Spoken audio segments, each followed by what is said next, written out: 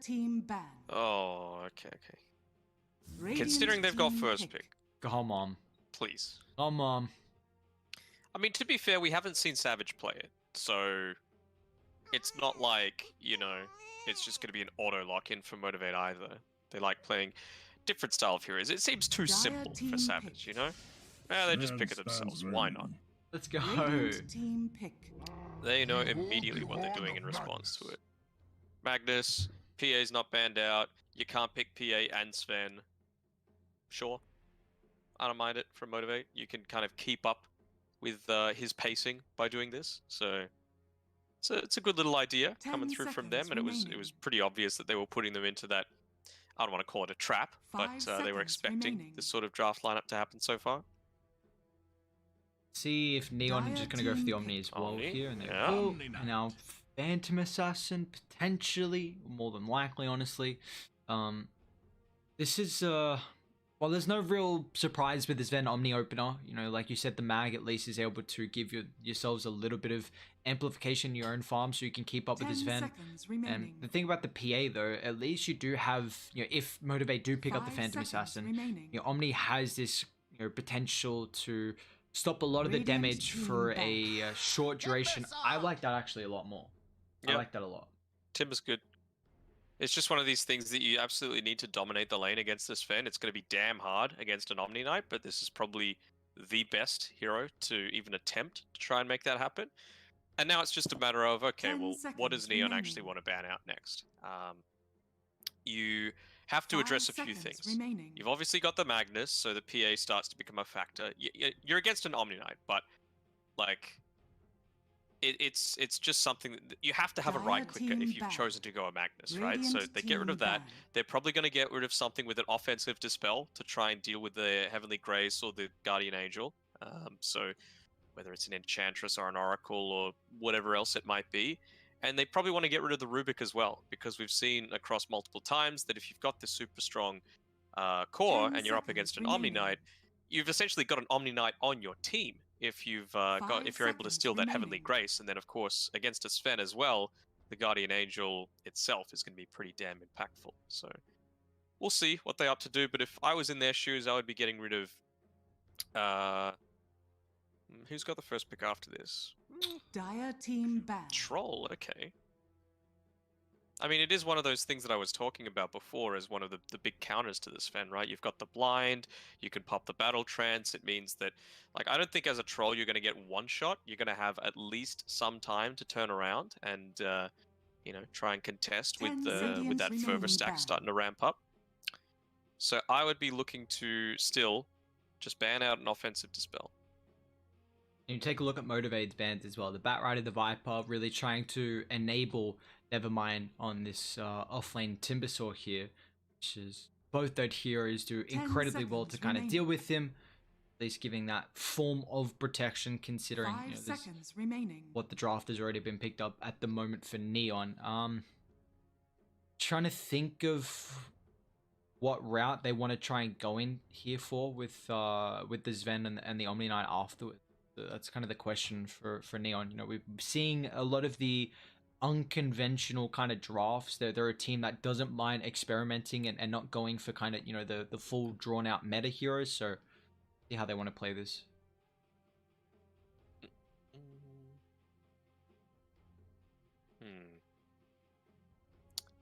Dire team ban. Morphling, huh? Okay. They're more concerned about the carries than something that's going to negate this Omni Knight style.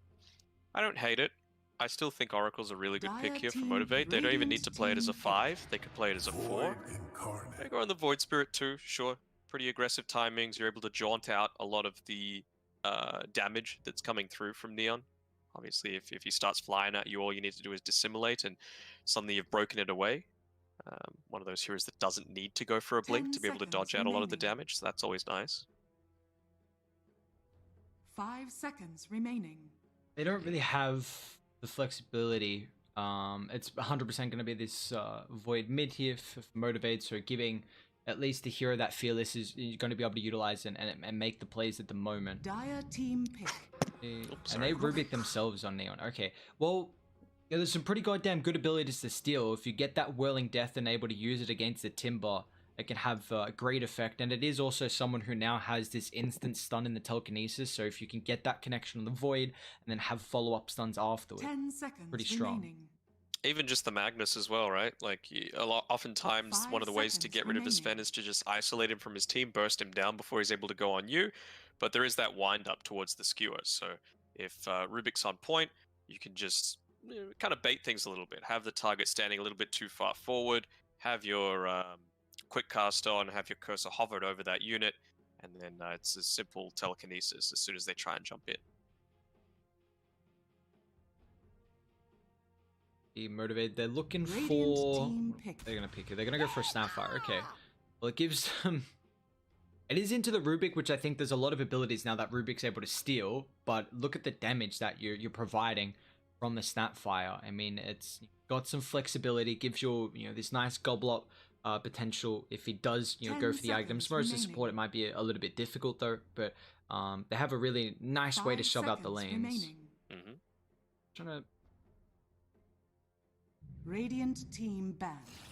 Bloodseeker. It's good. It's one of the big counters to the Timbersaw. Honestly, Magnus as well, a little bit, I guess. You're always going to be, assuming this is a 5 mag, be a little bit more passive in lane, I suppose, and just enables Bloodseeker to have that real lane-winning matchup. Bloodright's so effective, it's pure damage. Don't know if there's going to be all that much brawling going on throughout the map. Obviously, Timbersaw is going to be healing himself up. Snapfire is pretty safe at just being able to get a lot of farm and do a lot of damage from long range, so shouldn't be all that concerned there. Yeah, just these core bands continue to roll on through everything that's going to take advantage of the Magnus. 10 seconds. What's available left here is I see the Jug at the moment. 5 seconds remaining. A lot of others that are banned out. I mean, Radiant team ban. Don't really want to pick an AM. PA's gone already. I have the Troll. Yeah, there's not left, honestly, for Savage here with what they want to try and utilize with the Magnus.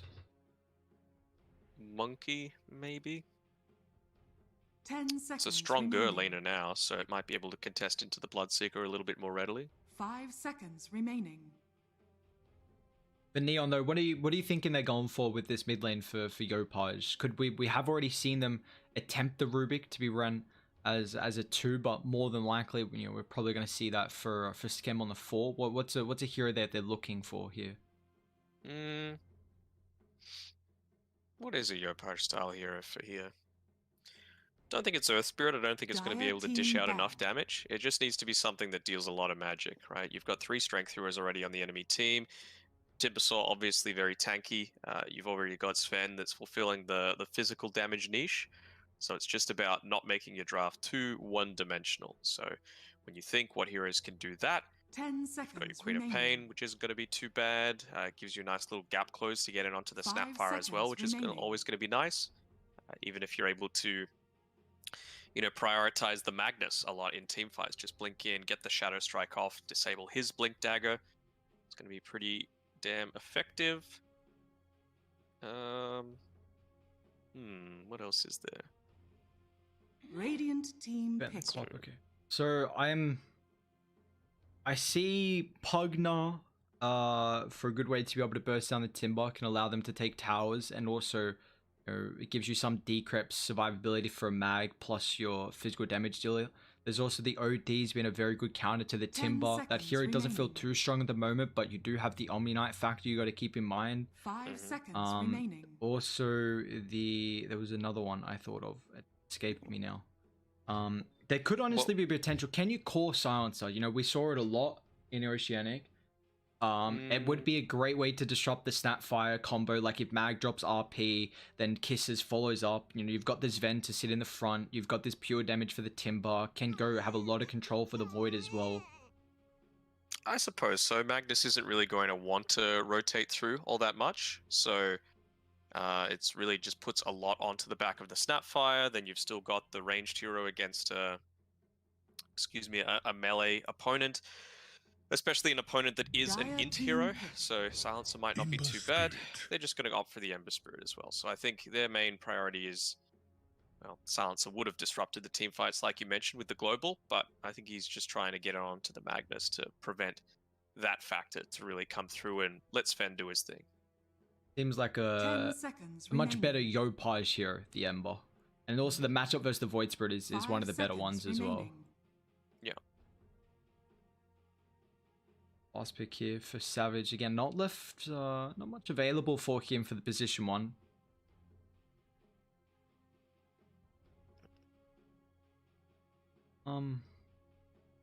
Gotta keep in mind, because the Bloodseeker Rubik's going to be such an aggressive lane as well, so it's going to be someone who's actually going to have some relatively decent performance, otherwise he might just get shoved out. There's still a Spectre, but it's... is it a Spectre game? Not feeling it. Jug just seems like the only real decent one to use the Empower. Could they Ricky? That's another one that I'm kind of highlighting. Yeah, Ricky's pretty fast. I'm just thinking of other things that aren't able to be kited around as easily. I think like even an Ursa wouldn't have been horrible until that Bloodseeker came into the equation. Morphling's gone, Troll's gone. I mean, TB, is that gone? It's not amazing. But... TB is still there. Let's see, what do they do? They're gonna Jug. Yeah. Okay. Choose your hero. It's okay. I'm just like... Bloodseeker is still able to get a lot done against it, right? You've got the pure damage, goes through the spin. You can't just spin and run away as well if a team fight's not going your way. It's one of the few things that Sven doesn't really care about facing a Juggernaut super early on or even later on into the game. It's only ridiculously late that the Juggernaut's got the capabilities to have his Aghanim Scepter as well as a lot of damage items. That's like the 1, 5, or 10 minute timing that he's got before Sven again overtakes him. Maybe just putting a lot of trust in the Magnus, which, by the way, mid-Magnus. Yeah, it's interesting that they pick up the Void Spirit on the 4 and Snap's playing the 5 here. Well, I guess the Snap with the Juggernaut gives you a lot of kill threat opportunity, and also that Cookie is going to be pretty nice here to be able to get out of the AoE for the Blood Riot, so just a little bit also of a survivability factor coming through from Boom Bowl. The one thing I'm kind of iffy about is that Timber's a hero who very much needs to have a support in the lane for the first couple of levels, but then you want that support to start roaming because he loves the solo once he's at that stage where he can do so. And I wonder how much the Void Spirit's really going to be able to try and rotate across the map. It feels like there's some better heroes to do that. Yeah, I think it's very much going to be like a boom or bust game here for Cube, because when you're playing the position for Void Spirit, you're going a little bit of a different build, right? You don't need to prioritize quite so much into things like the Dissimulate to clear waves really quickly. You want to enable the ganking potential a lot more with the Aether Remnant, but if those aren't hitting, then you're not really all that useful, and then you've also pigeonholed yourself into not having the, I suppose, catch-up potential. You never really want to be jungling or laning all too much as this Void Spirit, but it might get to that stage if he doesn't have all too great of an early game. We've seen Neon struggle so far being able to play against the Sven, but we saw yesterday that they were able to kind of get rid of the Sven in one of their matches and take that game, and now there's going to be another game where they're going to make sure the enemy team isn't able to pick up the Sven. So let's see how they're going to play it in their own regard here, paired up with the Omni Knight as well. You were highlighting previous days now how this feels like such a good hero for Xiao with the Omni. It just kind of fits his playstyle incredibly well. So getting him on that hero should allow Neon to really thrive. Don't know if he's won with it though, or he might have won one game with it, right? He's definitely lost one while playing it, and I don't think it was on him. I think it was on the rest of his team, just not quite backing him up as much as he needed to be. No, so in the series yesterday, Omni was picked twice, and it lost twice. So not too high of a win rate there, but it's still the Sven Omni combo seems like it's been one to it's been very difficult to defeat, but do Motivate have the lineup to do that? Do you think? To do what? Sorry. To defeat the Sven and the Omni. Yeah, I think this is the sort of lineup that can. Timbersaw, good pressure in lane. Mag's going to be accelerating the Jug's farm. Mag, of course, farms very effectively and quickly himself. So you're going to have probably a very similar or even faster timing on your Echo Saber and things of that nature. I think a lot of this is just going to come down to Q on the Void Spirit. If he has a good game, I think Motivator probably going to win this. If he doesn't, then the Omni Knight's going to be too much to deal with. See how Q's really going to be able to perform. I've been pretty impressed with some of his position 4s so far throughout the groups, in particular the Tiny. So just trying to flex the Void Spirit. We'll see how that's going to fare. We haven't really seen too many of the Void Spirits flexed as the 4 so far. You know, previously when the hero was getting played, you know, we saw it in the 1 sometimes, the 3, the 2, you know, the 4 as well then, but you know, mainly kind of set in stone as the 2, sometimes the 3, depending. Well, they're going for I don't want to call this tri-lane at the very start. I don't think there's too much kill potential here. I suppose the Whirling Death, if there's poor positioning coming through from Natsumi and, well, Zhao's actually up top with Play Hard as well as Skem. They're doing this other thing again, right, where they're switching up who's playing the 3 and the 4. I don't mind it all that much. You know, some people might call it instability or lack of trust, but it can just be whoever's more comfortable on that hero. It's not like Play Hard can't play 4. Yeah, well, when he was on the 4 previously, this was one of his best heroes that we saw. Neon were constantly picking up. I've always been a big fan of Play Hard on the Rubik, and this is a pretty strong combo that they have. You know, someone to be able to enable the Blood Right to find the connection. It's a lot of aggressiveness that they can provide, and you know, the nice thing. The strongest combo, honestly, that the Bloodseeker can have. Would you say Crystal Maiden? Have you seen Crystal Maiden with it? I think I love Crystal Maiden. If you know me, I spam the hell out of that hero. But I just feel like Rubik, the fact that he can reposition heroes with a telekinesis just makes it even stronger. You know, you can guarantee that stuff's going to hit. You're not going to have any sort of poor coordination with when your slow comes or when your frostbite comes. But Rubik also very effective into the latter stages of the game, whereas a CM this time around, not going to be all that amazing against this lineup that MG.Trust has. I think I just have a little bit of bias with the Bloodseeker Crystal Maiden, because I think there was Elephant absolutely dumpstered 2 lanes, 2 games with that combo, and I think there's probably a little bit of bias there considering how well they're able to do. But, you know, Rubik Bloodseekers should have a strong performance as well. We'll see how, you know, the other lanes are going to fare with Skem being able to, you know, stack up that thirst and have some potential. You highlighted that the Timber is someone who's going to have some pretty strong regen coming through. So it will make it pretty difficult for him to, you know, be at the stage where it's really going to enable the Bloodseeker. But this is a double strength lane that Neon have. So the Whirling Death is going to do an immense amount of damage. We already see, never mind, you know, picking that one up. Zhao's doing a good job. He's just trading as much as he can with Q. They're getting a good amount of farm as well in Natsumi. Use the Stormhammer just to secure the range creep, not really caring all that much about the kill potential at this point. It's going to be level 3 or so. They're going to start to maybe attempt some kills happening here.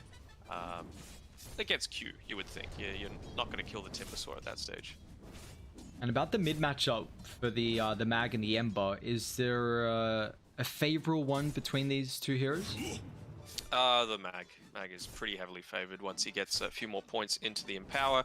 You've also got the potential of the outplay with the Skewer just back underneath the tower, so he's probably going to go for a 1-3-1 build. Dire's courier has been killed. It's always the nice thing about the Mag up against the melee matchup. You can even see like kind of the cleave, a little bit of harassment, but it's a lot easier to be able to find the skewers. I guess Yopaj can kind of play with the Flame Guard, but not always going to have that one up and available, so it's going to be a little bit more difficult for him. But we're going to be able to see the Ember make a lot more rotations this game, as the Mag's a hero who kind of wants to sit, you know, play around getting those 2 items. There we go, Skewer back in. Yopaj take too much. Feel it's not going to right click him down, but those extra hits from the towers can always play off, and you got to keep in mind now about that thirst with how low Fearless is. But you know, he's got the Salve, so Bloodseeker won't really be able to utilize that as much. I mean, it's only level 1 regardless. The other thing as well is that Yopaj, he's sitting pretty low as well. I don't think he's ferrying anything out to him. He just had the tangos delivered through, but well, now's the perfect time to pop the Salve there on Fearless, make his side lane a little bit easier, as well as be ready to fight again. Boombell and Playhard going toe to toe at the moment. Boombell's got the cookie, but Playhard's gonna be. Oh, that is a magnificent telekinesis. Gets him even up on the high ground there. So it could have been in a bit of trouble considering we're still holding the cookie, but it's positioning. Nicely done again by Q. He's blocked every single one of these small camps with his body. So once he does leave, when the Timbersaw. Well, he's got his level 3 already. He might even opt to do it now as they're starting to take... Maybe after this medium camp goes away. He'll just depart the lane, and he's not going to be back, probably at all, for the remainder of the laning stage. Yeah, we'll see what Q's going to be able to do with the rotations, highlighting that, there's probably some of the better position for us to be able to do that, but, you don't really want to try and sit in that lane when the Timber's got the advantage. He's someone who can be very self-sufficient, and you see Zhao is kind of recognizing this. He's like, all right, well, Void Spirit's somewhere, we got the power runes coming up as well, so it's going to need to try and contest these as Q. I mean, he misses the Remnant. Now Zhao coming over with 2 points in the Purification will end up forcing back Motivate. Let's see if the rune's going to be top, and it is, but unfortunately the Ember's not going to be able to get there in time, so... Nicely done by Playhard. He'll be able to get a good amount of harass here as well. He's got the skewer. Oh, it actually gets him back underneath the tower, but it's haste. It's haste Rubik, so he'll be fine. Oh, we might get a courier too, actually. Fearless going to play around. Just gets a little bit of vision there, and... Well, Playhard doing some work. Gets rid of the haste. A lot of damage onto the mag, and even gets a courier snipe too. Messes up the equilibrium as well, so... This Fearless is going to be able to farm underneath his tower for a little bit. He doesn't mind that all that much, but honestly surprised by how much Yopaj has been able to get out of this lane. We should really be getting harassed out by this, by the Empower hits. Just goes to show you the strength of that Flame Guard against heroes that have no real way to remove it. It's a lot of damage per second by standing nearby. About to have the bounties as well. It looks like Zhao was trying to think about stealing the one over from Fearless, who sometimes we even see against the mag, but actually tops again. He's in trouble here. Scatter Blast with us. Savage a closer distance, although he has the movement speed with a phase and a little bit of thirst helping out as well. So Skem's going to be able to get back underneath the T1 tower. You do see Q put in the moves on top of the map here, so trying to get involved to help out. They might sort of put some pressure on Skem as though Savage is falling low and he doesn't have the Blade Fury, so eats the Blood Riot. Just be careful here. And now Skem's continuing to chase, but the Scatter Blast will at least hold that aggression. They might go back in though. Q's found the Rubik on the back line. Gets the 8th Remnant. It's going to be able to set up for Boombell, however. They haven't used it just yet, so we're just going to wait for the slows just in case they can juke out the cookie. And Skem's actually trying to man-fight Q at the moment. Omni's coming. Rotation just in case, if need be. We've got 3 heroes up top at the moment here, and this is now going to leave the Sven and the Timbersaw solo. See, Nevermind's able to fare. He's already got the level 6. Natsumi's just going to have to try and drag the creeps off, but still continuing the aggression up top. Skem's moving pretty fast. They need to try and get a little bit of health back here, because we see the Bloodseekers put in some pressure on with this bonus movement speed. Is trying to chase down the back. It finds Q, but unfortunately without any stuns, it is making it very awkward for this play to work out. They missed that Purification as well. Skem just going for the extra right click, which meant that he wasn't in range for the actual Purification AoE, so yeah, he'll be kicking himself a little bit about that, but you've still got this lane pushing in under the tower. Savage not having as good a time as the Sven, so I think they're going to be reasonably happy with Neon with how the game has gone regardless. No. It's a nice thing at least that you're going to have the amplification come through from the mag here.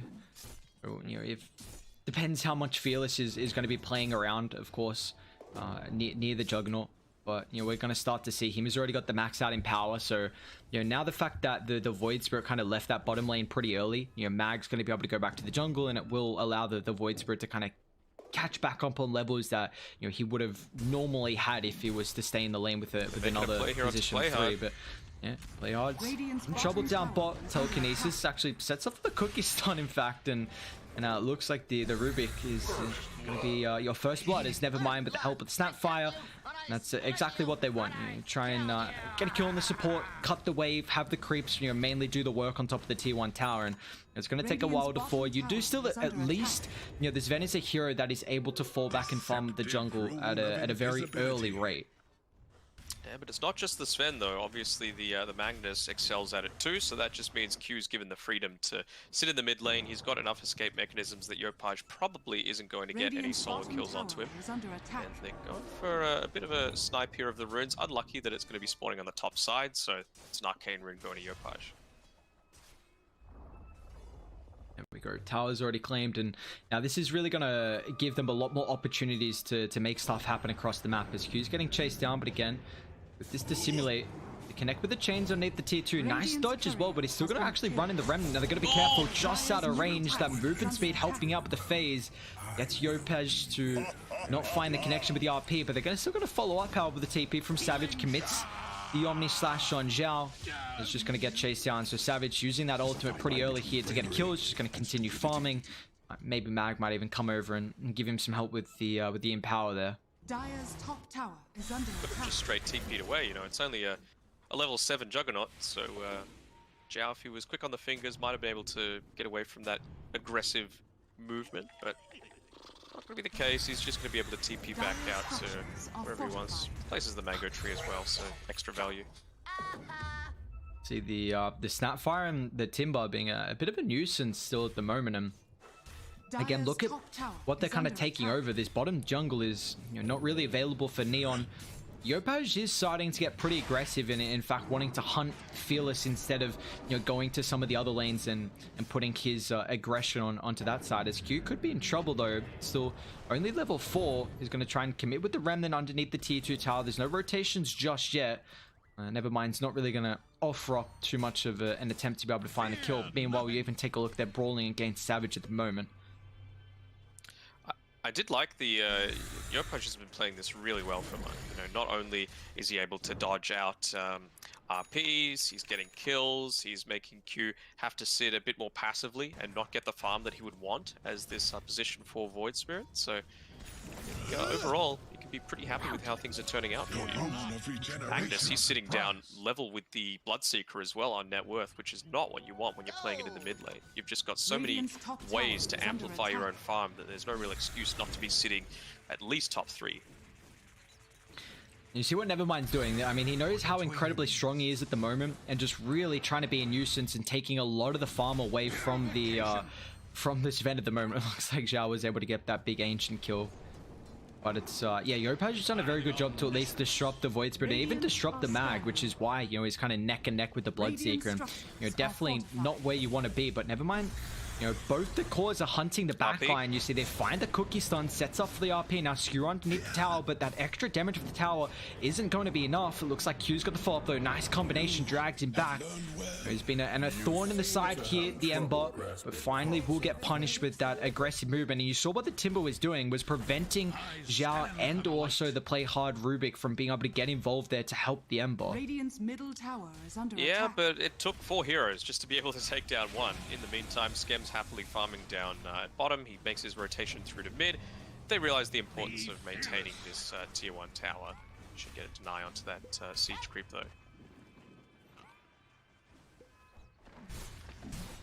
Meanwhile, what's Natsumi go? It's got Treads, Master Mana is going to be working on the Echo Saber. He is top of the net worth, so this Sven, you know, time and time again, we're seeing him just be the top guy in the scoreboard and sitting pretty comfortably here with how much space Neon have been trying to make for him. As Boombell is going to pop the smoke. It will cost him his life, however. But I guess at least one of his cores doesn't die like the Juggernaut, who they were trying to aim with that. I mean, Still sticking around though on Savage here. Play Hard starts to move away. Doesn't really have enough for anything other than the spin. Top lane, Natsumi's in trouble though. He's been farming a little bit too aggressive and is going to try and attempt the TP, but a bit ambitious considering and motive. That's a big kill considering you see that the Sven hasn't been able to farm the Ancients because Nevermind's actually been taking that away with how aggressive he's been playing. And then that's a big kill that's now going to allow the Jug to get some extra time to get ahead of the Sven's farm with hit down. But they're going to try and dive Boombell though, Yopaj. A double damage rune. Dodges the cookie stolen from Play Hard. Some rotations coming through, but can they get there in time to keep Boombell alive? Looks like Yopaj. He doesn't have the slide up once again. He's actually going to commit the Remnant to be able to find the kill. So they just trade supports there. Finally ends up going down. Uncharacteristic from Play Hard, missing both the cookie and the scatter blast. So 1-for-1 trade. Importantly though, look at all this attention being given to the mid tier 1 tower. You can have the blood right to try and slow it down, but I don't think you're really in a position to stop it from happening.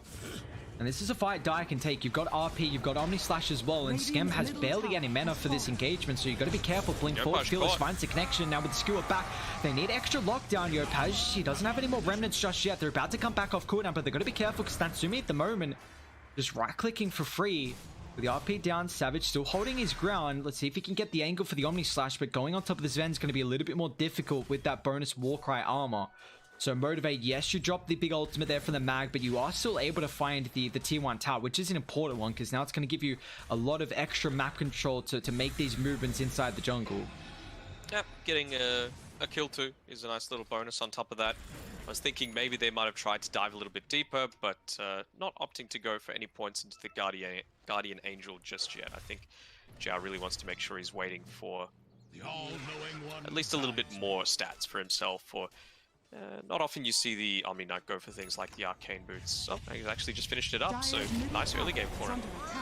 It's going to be a pretty big timing here from Radiance. They've got the Atos now picked up, with the Mortimer Kisses at least giving Q a little bit of space. And now with the Remnant actually allows the Kisses to fall off on top of the Bloodseeker, but he moves pretty fast.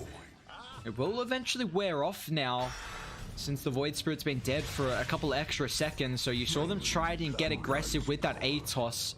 They get a kill, but it does cost them the core's life.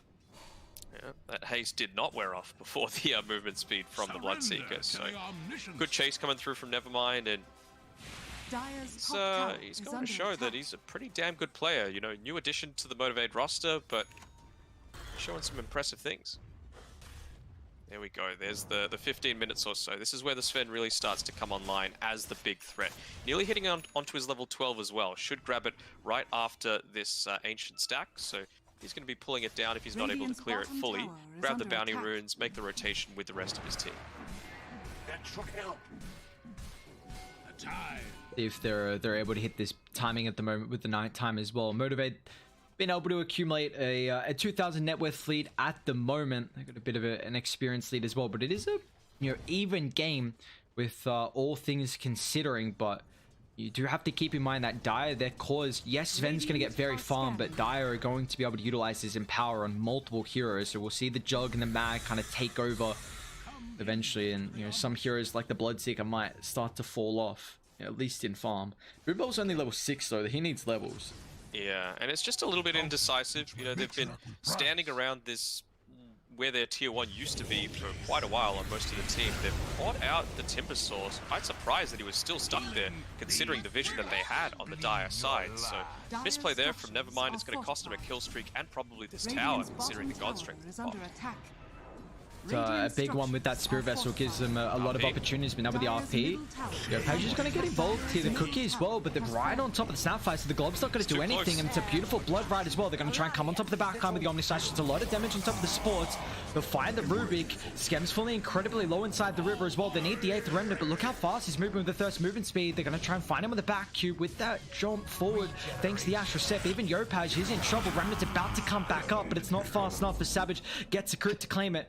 They're going to try and retreat away. Oh, they got Division. Q, he finds a TP cancel. Natsumi might be in trouble here. I mean, he still moves really fast. Q might try and have to rely on the body blocks, but he does have the Yules to set up for the 8th Remnant, so Natsumi's going to be able to get chased down here as Motivate.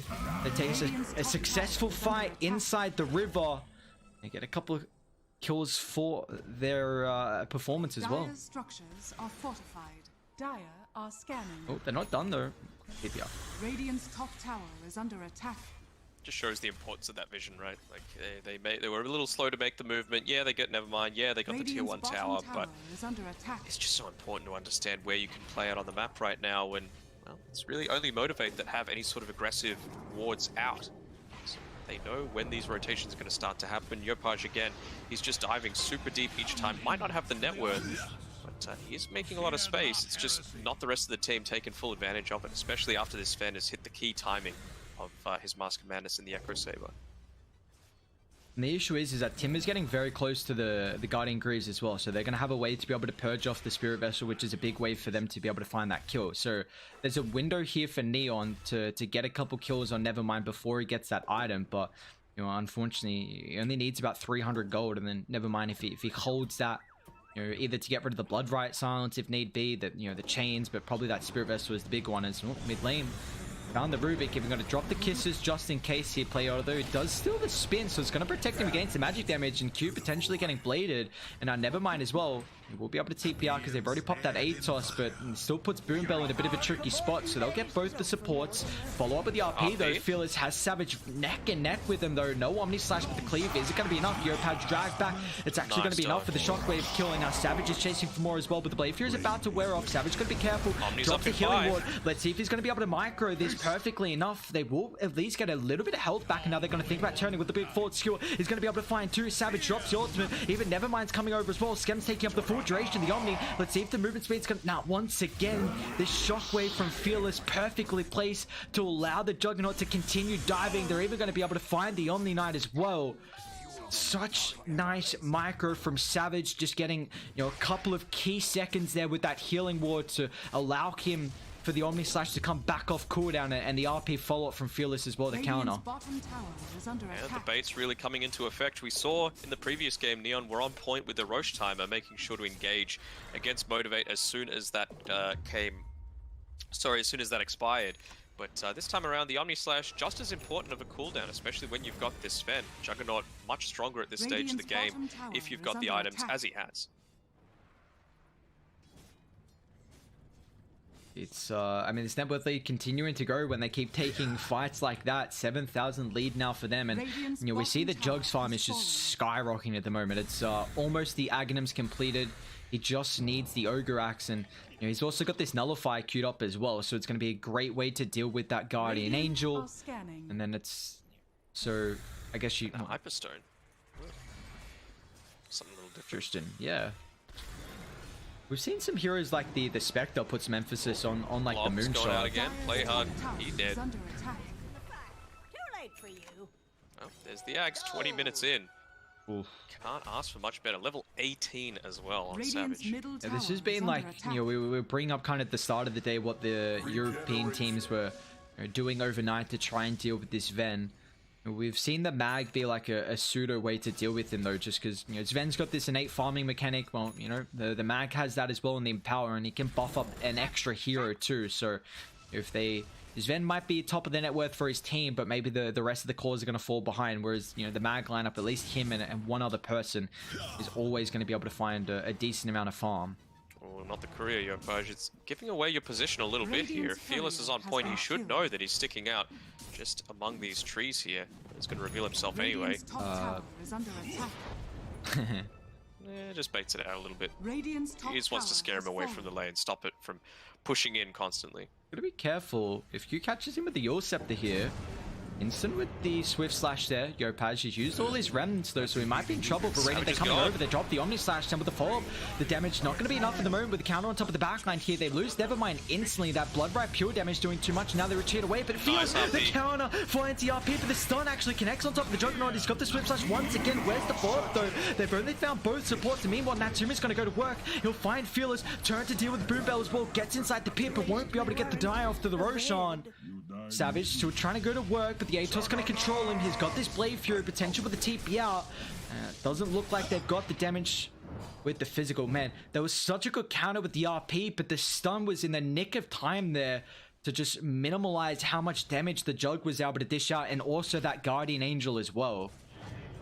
Yeah, real clutch Guardian Angel coming through. Boombell, though, it just didn't feel like he didn't do anything at that fight. You know, he joined up towards the end. He had all of his abilities off cooldown. Decided to back off a little bit, not use the Fire Snap Cookie, not even launch the Mortimer's Kisses from afar, so it could have been very different. It was essentially a 5v4 team fight in Neon's favor, and only just coming out on top. So this game, while that team fight might have looked a little bit more even, there were certainly some things that Motivate could have done better. Yeah, the big thing is that the 23 Savage Juggernaut was able to just scurry himself away with the TP. You know, they don't have a way to really go through the Blade Fury at the moment, unless the damage from Sven is going to be enough as the game goes on. But they're thinking about walking into Roche. I mean, there's no RP just yet. Maybe just giving it one right click, and he's like, maybe we can't do that. Maybe not yet.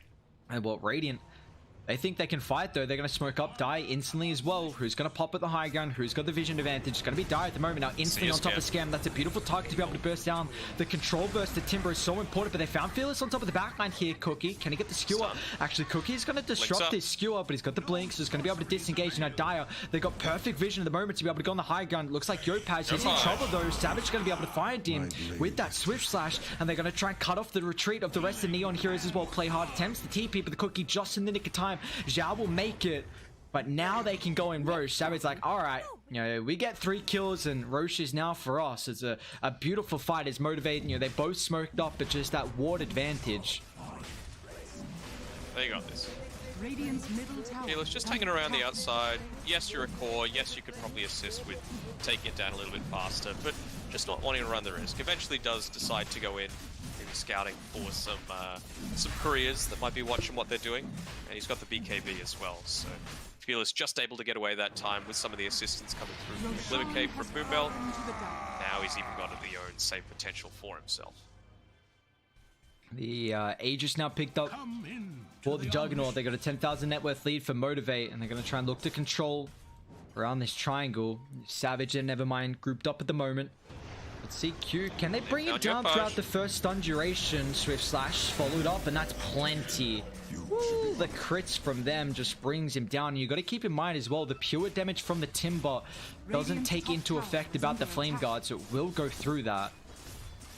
Same thing with the Juggernaut, you know, it's just all right-click damage, and you can see why he's going into the Moonshard here on Savage. You've got that Swift Slash super early on.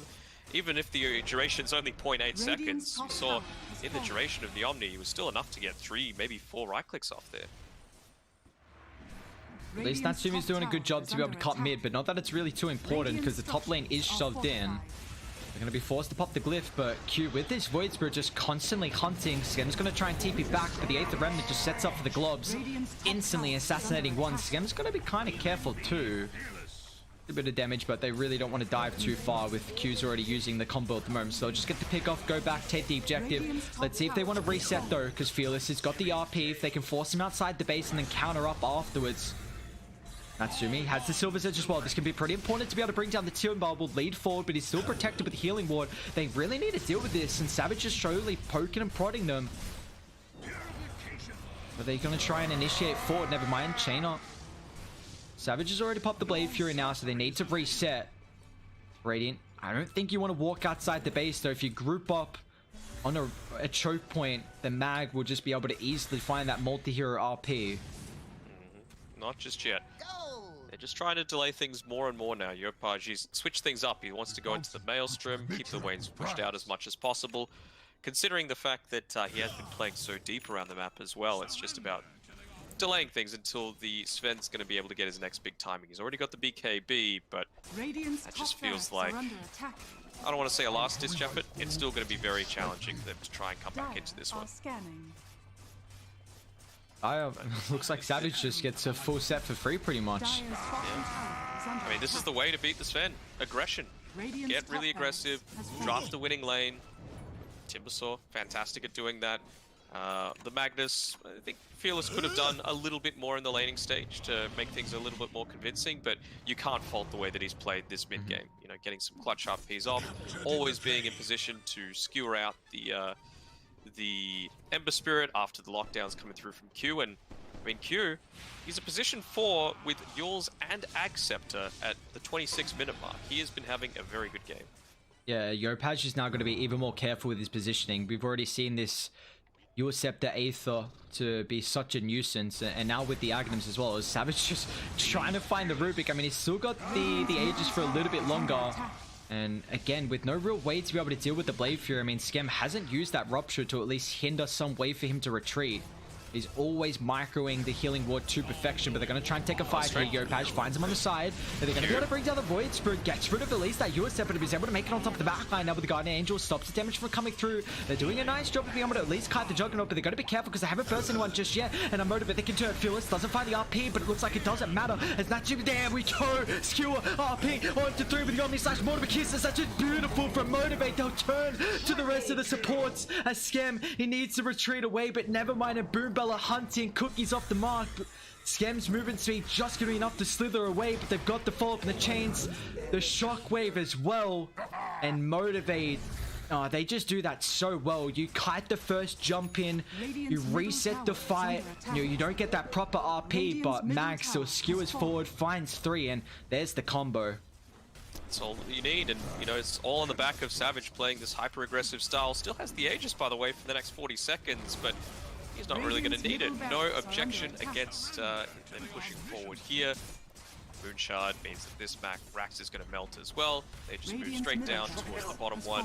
Moonbell just going to finish this one with a little shredder, reducing the armor and range Rax, and this should be going very quickly into a game number 2. Rubik's even going to get punished as well. I mean, he does have a buyback to try and stall this out. They're going to be back up pretty shortly. God's Strength, unfortunately, is still on cooldown. Aegis going to tick out in the next 10 seconds as well. Savage does need a little bit of mana from this Aegis getting reclaimed. There's also the Agdam's now picked up, but you haven't really seen the Rupture honestly do anything so far.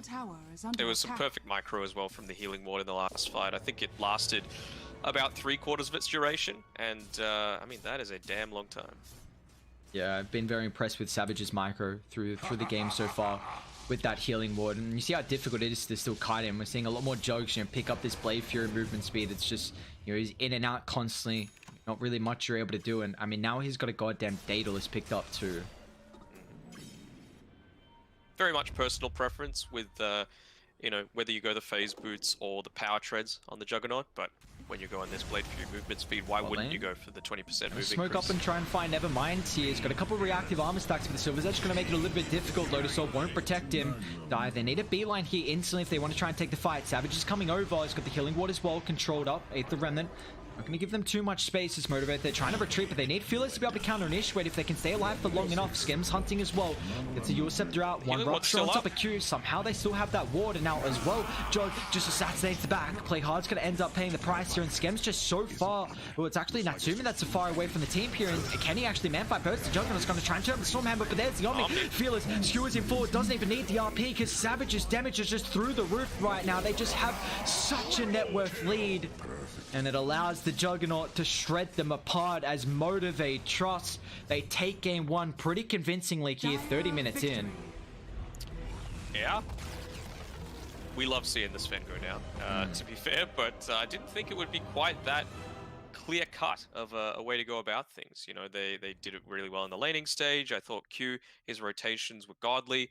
Fearless, like we mentioned, not obviously getting the advantageous laning start with having to go up against the Flame Guard, but you cannot fault those RPs, you cannot fault the micro. Skem even was trying to chase down that Healing Ward at the very end, and I think he actually cancelled his attack animation when he was able to, when he was about to finish it off. So it's just lots of little things not going Neon's way, and Motivate, they take game 1 victory. I like Motivate's answer to the Omni and the Sven. It looked like they weren't really phased at all at letting that one get let through. They didn't ban it out. So like, all right, we got a plan for it. We're going to try and follow up with the Mag and the Timber. And that opener from them was goddamn beautiful. And even the performance from Savage's Juggernaut as well. Just the overall gameplay from Motivate looking pretty goddamn sound here as they're going to be able to take game 1. And, we'll see. Neon, they haven't been able to win any games when they're versing the Sven. But when they play with it as well, unfortunately, that game wasn't in their favor. So they're going to ban it. Are they going to pick it? That's going to be the question. But, our answers, they will come through in this next draft. So we'll take a short break. Game 2 draft will be right around the corner.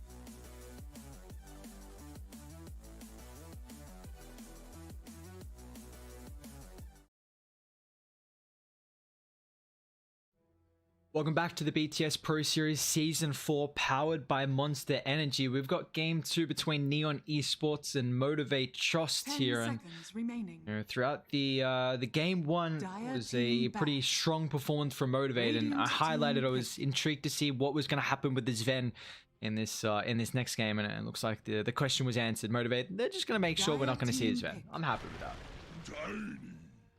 Now I wonder what we are going to get here, because I mean, maybe less so the Void Spirit, but other than that, it's just these other heroes enable so many different styles of draft. Maybe it's just going to be the full-on teamfight style, a bit less focus on the farming capabilities. I suppose you've still got minus armor as a potential strat, you've still got drow, you've still got global strat available. So there's still some options in there. You can kind of run with anything you want, but we've seen the Undying. And one of the stronger position 5s at the moment, one of the more common ones is going to get picked up here, and Neon, they even go for their Tiny. So this is something that they've shown some flexibility with, being able to play the Tiny in the 4 or the 2. Now even with the Snap 5. So this is nice, a 1-2 kind of combo where you've got Tiny with a pretty low cooldown, initiation potential that can set up for the Snap 5 Mortimer Kisses if they want to try and utilize that in team fight. In pick-off, you Reliancy with that ultimate, but also Snap 5 can help deal with the Tombstone as well, which is nice. For sure. Good way to deal with it. Haven't seen Phoenix in a little bit now. Obviously there was that, I think it was the second day, where it felt like every single game Phoenix was on the menu, but not this time around. Well, at least not yet. And they're going with the Spectre, so IO is still on the board as well. You would think that Neon are going to want to ban this one out just to prevent the all-in on the Spectre style, or even to pair it together with, let's say, a mid laner that wants to get a little bit more aggressive, and then you can relocate in addition to the immediate ban out of the Terrorblade, just not wanting to have that reflection be used onto the spec. But yeah, global strat being slowly removed from the pool by getting rid of the Zeus here. Mars is a pretty good connection through with the Wisp as well. Just allows him to be even more tanky as that frontliner. What is the what's the real reason of the Spectre getting picked up here in this pick for Motivate? Like, why they feel confident with going for it in the 4th? I mean, there's no Sven, so that's pretty good already. Yep. Magnus prevents PA, one of the big potential counters to the Spectre, just being able to burst her down before she does start to come online a bit later on. And then, of course, against any kind of stuns, Spectre's always good, just through the dispersion and the fact that you're almost always buying a Blade Mail these days. So Undying just enables Spectre to live for that little bit longer. And yeah, you just want to be team fighting a little bit more as this Spectre, as opposed, and that's why they're looking to get rid of things like the TB, the Anti-Mage. Wouldn't surprise me to see the Arc Warden removed from the pool by Motivate with their next ban. I guess all the Spectre Haunt, I should say, gives you a much easier way, just this global presence, to be able to find the Snap Fire whenever he wants to kind of sit on the back line and also chuck out the kisses as well. So it's going to at least disrupt how Neon can really use that Snap Fire as well. For sure. And you might also think that, well, actually Spec's pretty good against the Arc Warden, but it just depends on what your actual overall team objective is. Like, generally you would want to pair that together with a 5 that does have the ability to, go off, clear a lane, and then come back. But Undying does not have that. You need to go much more into this, these things that are kind of forced to fight into you, these other heroes. So I think banning something out like the Arc is pretty damn important. See what the next up's going to be here. What do they get rid of? The Slaughter, actually, for Neon. So a lot of the position 3s, just the amplification that can come through. We've seen, it seems like every day there's been like one hero that's been kind of picked up pretty heavily. Like day 1 it was like the Viper, day 2 the Phoenix, and it's kind of just switching back. Speaking about the Viper, actually, well, Motivate, they were the ones that were huge fans of the Viper in that day 1, just giving it constantly over to Nevermind, and it's also kind of taking it away so Neon, I guess, don't pick it up against the Spectre. I think that's the majority of what it is. It's the block pick. And then also just wanting to remove things like the PL that doesn't really care all that much about the Viper. So I can understand going with something like that ahead of the Arc, but I don't know. It still feels like a viable option to me for Neon to pick up if they wanted it.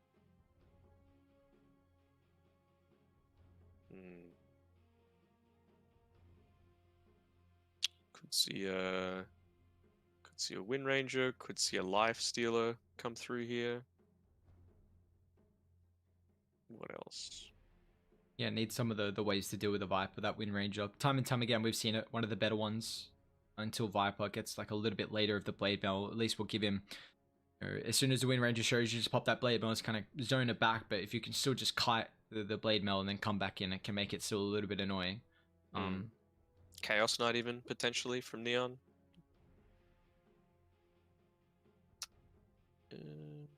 I'm just thinking, like, what is actually going to be their win condition right now? Because you've got good wave clear right now, even just with these two heroes.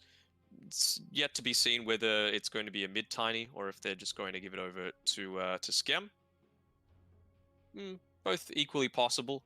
With the Snapfire, honestly, wouldn't mind seeing it as the mid, assuming that you're actually able to get a lot done with it. And they're going back for this Dazzle. Okay, I hope they change this around so that they're actually playing together more effectively, because you've got a good roster for it. You've got the ability to, you know, get it onto the backlines, toss someone, quickly burst them down, take an objective. But you actually need to work together to do that. You can't have, like what we had the other day with Natsumi just playing way too far forward, getting picked off, then the rest of the team shows up and nothing really happens. Yeah, this is super early draft coming through from Neon, so we can expect to see a lot of brawling going on. I like this lifesteal getting picked up though. I mean, easy way to deal with the Tombstone. You know, the damage, Viper can kind of control you with the Viper Strike, but we already saw earlier on in the day that Viper lifestealer lane, that how much farm that he was actually able to find. You can just out kind of sustain the chip damage, but we do finally get this Earth Spirit. You know, we've been kind of looking forward to it in the Southeast Asia region, and you know, hopefully, I would imagine it's going to be Q's hero. See how much he's able to make plays across the map, but can they keep up with Neon? Because they are going to just play super fast this game. The wave clear is kind of terrible on Motivate right now. I think that's what they need to focus on with whatever they're picking last. Just something that's able to spam out these waves. So Storm Spirit is okay at it. You know, the Remnants can do a pretty good job, but before your team needs to make sure they're sticking close by you. So it's kind of a lot of heroes committed just to do one thing. I mean, what else is even good? Does Fearless play the Earth Spirit as a mid? He can, but I feel like it's much more of a Q hero. Yeah, I'm trying to see if there's any flexibility potential there. I'm just trying to. Well, they definitely do. I think if you put the Earth Spirit mid, then you now. The mid lane is where you're going to get a lot of this wave clear, I think, in the last pick, and it has to be someone that's going to be able to at least relieve the pressure, because the Spectre, very reliant on your Haunt cooldown, and Neon can group up around that and make it very, very awkward for them to make plays. Yeah, they've got a lot of good, just instant saves, a lot of recovery potential with the Infest, with the heals coming through. It just feels like a really brawly style of lineup from Neon. It's what suits them best, so I don't mind them going for it. It leads me to think maybe the Snapfire is going to be a position 2, just so that they can... Yeah, okay, Wind Ranger makes sense as well. You know, obviously against the Viper, it's going to be really nice for your Page. Reason I was thinking maybe it was going to be the Snap 2 is so that you can get a bit more farm, so you can get that early Ag Scepter and enable the spit of the Lifestealer in onto the backlines. Because I feel like that's where you might come into a little bit of trouble if the Lifestealer isn't actually able to go in, try and deal with things like the Tombstone, the Viper, and whatever is still yet to come from Motivate. You know, you never want to be walking through the middle of a team fight. It just feels like you're not getting anywhere near enough done. And now this Wind Ranger is going to give them a lot of pick-off opportunity as well. Like the Spectre playing away from the team, you know, the Viper, he's got to be very careful. We've seen kind of, you know, on one game in particular, you know, Viper got picked off a couple times and recognized, all right, we've got to group up. We can't allow this Wind Ranger to just constantly be able to find, you know, myself across the map. It's just going to limit my performance in the game so far. But, you know, Motivate with this Ultra last pick, you know, more than likely looking for their Fearless hero at the moment. Trying to think of some of the better matchups to really be able to deal with the Wind Ranger. Could we just see like a Lina, honestly? Just gives you some wave clear, some burst potential to maybe cut them down before the Dazzle ulti. Before the Dazzle save. It's all right. It's actually something that Motivate will be a little concerned about, considering they came up against the same sort of concern against Fnatic, where, you know, they drafted this passive roster that didn't have any initiation. But if you are just going to be constantly pushing forward, Kunka's pretty good at it. If you're just constantly pushing forward, then the enemy team is forced to respond to you. You don't really need to do any form of initiation. And considering the fact that, you know, like we mentioned before, you've got Scam, who's going to be able to have the shallow wave. You're going to be able to have the infest for whoever gets gone on. Hopefully this time Scam's going to get off a few shallow graves as well afterwards. And yeah, I don't think they're going to be all that concerned. You've even got the little shredder to be able to take towers that a bit faster. So I think we're going to see Natsumi build. This isn't a Midas game, that's for sure, in my opinion. I think if they're going to win this, they're going to win it in 30 minutes. If not, they're going to lose. So you need to go like Armlet, Desolator, Basher is the go for Natsumi here. Yeah, well, the big issue with the previous Dazzle performance was that they weren't playing with the strongest hero on the map. So hopefully they were able to, you know, look back at the replay and identify that, you know, some of the mistakes they were making, you know, kind of playing away from Scam as the Dazzle, you know, kind of costed them in that previous game. So if they can group up, you know, really limit the potential of Motivate. But this last pick Conquer, you know, gives them at least a way to be able to shove out the lanes nicely. You can be this kind of tanky hero. Like Motivate are going to get pretty tanky, which I guess is nice for the lifesteal though. You know, that extra health pool giving him more feast. But also just you take a look at least early on, like that run buff can always help out. This is going to be, and kind of fitting, a game of trust for Motivate right now, because Fearless, he's going to be the one that baits constantly. He needs to be the one that walks in first. He needs to get all of the aggression going in onto them. That's going to allow Q to then roll in onto the backlines, disrupt what probably Scam is trying to do first and foremost, and then the Snapfire beyond that. And then it's just up to his team to follow up on that. You know, you get the Hauntin to come through. You get the Undying to hopefully keep the Conqueror alive. Let him get his boat off. Let him get his full complement of spells. And if he can get to a reasonable timing on a BKB after getting, let's say, a couple of braces, maybe a Sange or a Halberd on Fearless, then I think Motivate are going to have an alright time. It's just a matter of how this early game, how this laning stage goes, and how Neon choose to group up together to try and take control of the map. Is the first big timing really for Neon is the Necro books from Scam? I would say so. It's probably going to come around the same time as an Armlet, but I don't think Natsumi's going to be wanting to join in the team fight at that point in time just yet. You know, he's going to be needing to wait for, let's say, his Desolator first before he wants to join in his team, start to take down those towers, and well, that might be a little bit worrisome. You know, despite how strong a Dazzle is in the early 20 minutes, it can't overcome a full one hero disadvantage if the lifestealer's away just trying to accelerate his farm even more.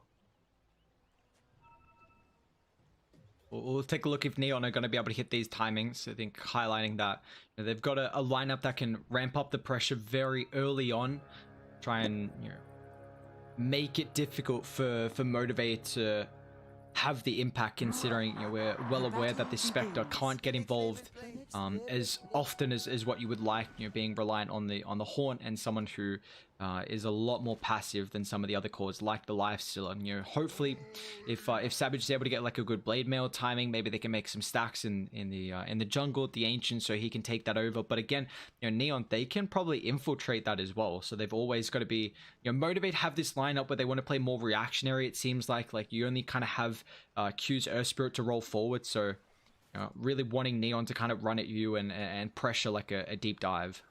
Yeah. That's exactly it, you know. Neon, they're happy to just sit back and wait.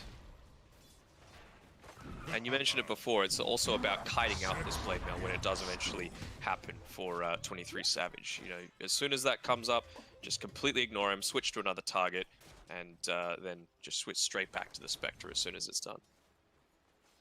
No IO to deal with this game, thankfully. Yeah. I'll be feeling a little bit antsy about how that turned out for them in game one. You see, once again, always the good old pulling shenanigans, play hard, going to be able to just deny a full wave here. Or he does drag it through, unfortunately. It looks like actually Skem even wants a little bit of the experience, although Boombell was putting some pressure on too. So they're actually going to give Skem the solo experience. I thought they might give it to Tiny just so he can hit the level 2. Yeah, I think he's fine with giving it to Skem, considering how influential he's going to be. Like, now he's hitting onto level 2, you've got the poison touch, and Boombell really can't come and contest this anymore. Oh, Stunfire's gonna... He's chilling. Under a little bit of aggression there, you see.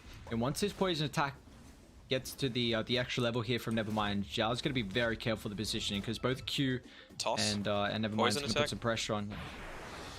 But blame Boombell in trouble here. He's got a couple of decay stacks at the moment. Savage gonna try and slow them down as well. Looks like Boombell is gonna be okay. Meanwhile, down bot as well. Natsumi's falling incredibly low. We got a lot of pressure on top of the side lanes at the moment.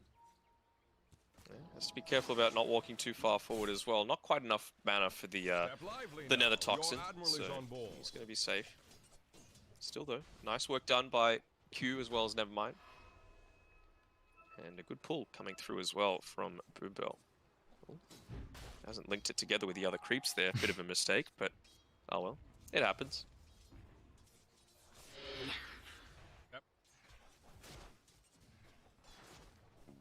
How's this mid lane going? Fearless and Yopaj.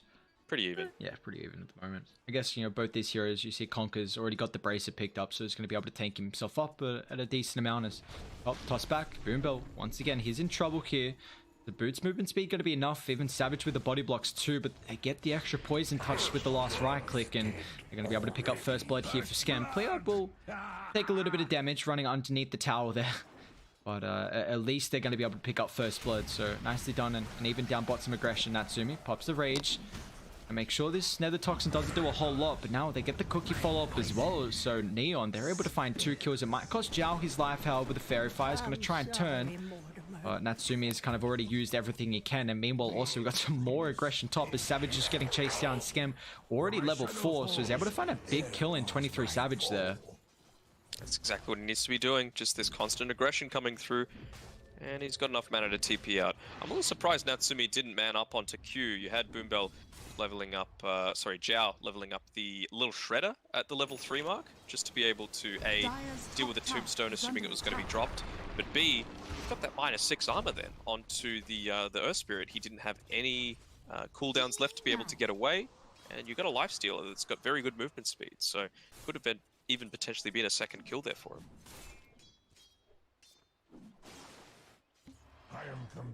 We see even the rotation coming through from mid. Just the Tiny gets a deny, allows Yopaj to be able to refill up that bottle. So he's got to haste now and see if he's really going to be able to utilize this. Maybe he can get the level 6 by the time he still has that haste in the bottle and could force a rotation out at the moment. But they are doing a very good job. I mean, Skem's the lowest last hits out of the cores at the moment. You see what he's been able to do pressure-wise. 2 kills, and if they can, you know, try and get the Spectre into the jungle before the Blade Mail is picked up, then that's going to be a big win for them. As down bot once again, Q actually with the kick gives Nevermind a little bit of space. And now with this distance, they might go back in, considering he's got 2 points in the poison. Still has to be careful. More pulls attempted here by Skem and Co. Just going to link these two together. It's just all about getting levels right now. He doesn't care all that much if he's splitting the experience with Boombell from this neutral camp, as long as he's getting it for himself. He wants to hit up onto that level 5 as soon as possible, get that bad juju going as well once he hits 6, and from then on it's go time. Getting pretty close to it. Actually, there's going to be a kill down, but once again, the aggression, although Radiant, they're incredibly weak as Q. Going to be able to follow up. Drops the rock into the silence there. Natsumi still trying to brawl, knowing that the cooldowns from the Earth Spirit are a little bit too high at these early levels. Back up the top we go as Savage is getting chased down. Is the dagger movement speed going to be enough? They actually get the soul root bonus heal. Boombell has got 2 points up in that. It's going to be enough to keep Savage alive. And Boombell might actually continue forward here. He doesn't have enough mana to be able to follow up. And it's a lot of kills happening across the map. Something we kind of expected. Pretty low here. Boombell might be in a little bit of trouble. Is he going to be able to get the refresh onto Savage? He is, just with that last right click there. So Poison Touch really annoying now that it's level 3. lasting for 6 seconds constantly. Might try and dive here if they do have Glyph as well from Radiant, but Q's actually going to TP in. Now play hard with the wraparound. Q can get the silence instantly. The avalanche is there, but now he's in trouble. Try and toss him up. It's a lot of damage. Scam if he wants to go back, but he's even actually going to overstep the mark, and now he puts himself in a very awkward spot there. The Dazzle is having a pretty solid lane. Just getting a little bit baited by the Tiny with that dive. So he keeps Savage alive, and you know, this is him getting closer towards the Blade Mail, which is super important to get him out of the lane.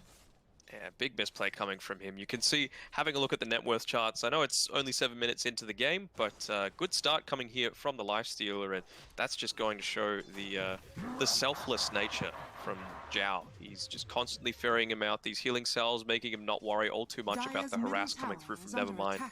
But now, Yopaj, he's pretty keen to start making stuff happen on this top side of the map. He's got his Javelin coming out to him. Hopefully for his sake as well as Neon's, he doesn't go a little bit prematurely. Well, they're baiting Savage up top though at the moment, but the mid lane is going to try and make the rotation with the ultimates. Q keeping on top of play hard. Extra right click's going to be enough. Power shot unfortunately off the mark, and Q's going to try and duke down, but the creeps have the vision. He's going to end up getting punished. It's a 1-for-1. You see the Spectre just dipping out of the lane. He's got the Horn, so probably looking to try and rejoin here somewhere if possible, but looks like they're not really set up as Yopaj actually comes back to mid. That Cookie's going to be able to close the distance. He's already got the Javelin Booper. Might be able to deny. Oh my god, he does. Nicely done. And that was the focus fire as well. So you've got a whole minute now where that Javelin's not really going to have the impact that you might like.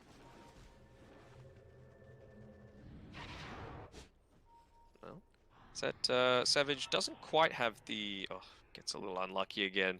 Yopaj, the Dota gods are on his side, picking up the Arcane Rune. He's been getting a lot of runes. Oh, yeah, Skem's in trouble.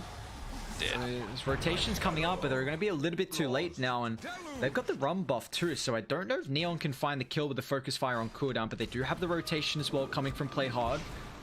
Shackles will land. Oh, Fearless, never mind, he actually gets shredded. That power shot, 4 points in it, and Tiny's even got level 4 as well, so the Abatos combination, it's a lot of magic damage from them.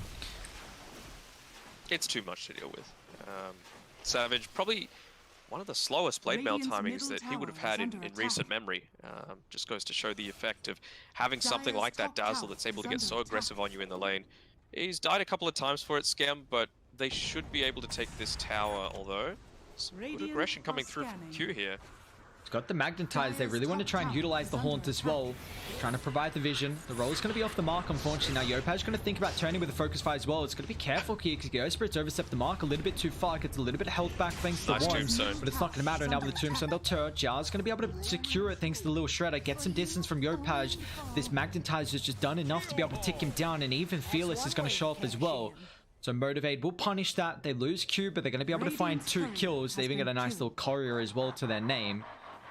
I was gonna say this early game had been looking really strong for Neon, you know, especially with how farm Natsumi is at the moment, but unfortunately giving away a couple kills at top. I mean, it was, and I don't want to sound like a broken record, but where was Scam during all of that? You know, he was sort of around the mid lane. At the end of that fight, he was farming up in this Tricamp area. You're a Dazzle. You're level 7. You've got your Poison Touch that's hitting in onto 8 targets. It's going to hit everyone in these team fights. Shadow Wave, obviously, very important. But the bad Juju, that could have potentially turned things around. Savage is in trouble here. They get this Focus Fire. Torrent might give him a little bit of space, but Yopaj isn't X'd up, but he's able to utilize the dagger. No, close. The dagger gets him inside the pit for the TP, and Zhao unfortunately unable to find the protection. Even Q, nicely done. Just the saving grace coming through there, so no one dies from Motivate. I mean, it is still delaying this Blade Mail from Savage. It's taken him a while, unfortunately. Regeneration. Having that broadsword coming out to him now, but yeah, as you mentioned, still about 100 or so gold away. Does he have any stacks to farm up? Just the 1, so things could be a little bit better for him. I think maybe just waiting for that 11-minute mark. I don't think, or maybe just only a couple of neutral items have been able to be achieved. So there's still a fair bit of power creep to potentially come through here. We might even see Natsumi starting to get involved as well. He's got the armlet, looks like completed. Just needs to pick that one up. So there we go. Already had the courier at the top side.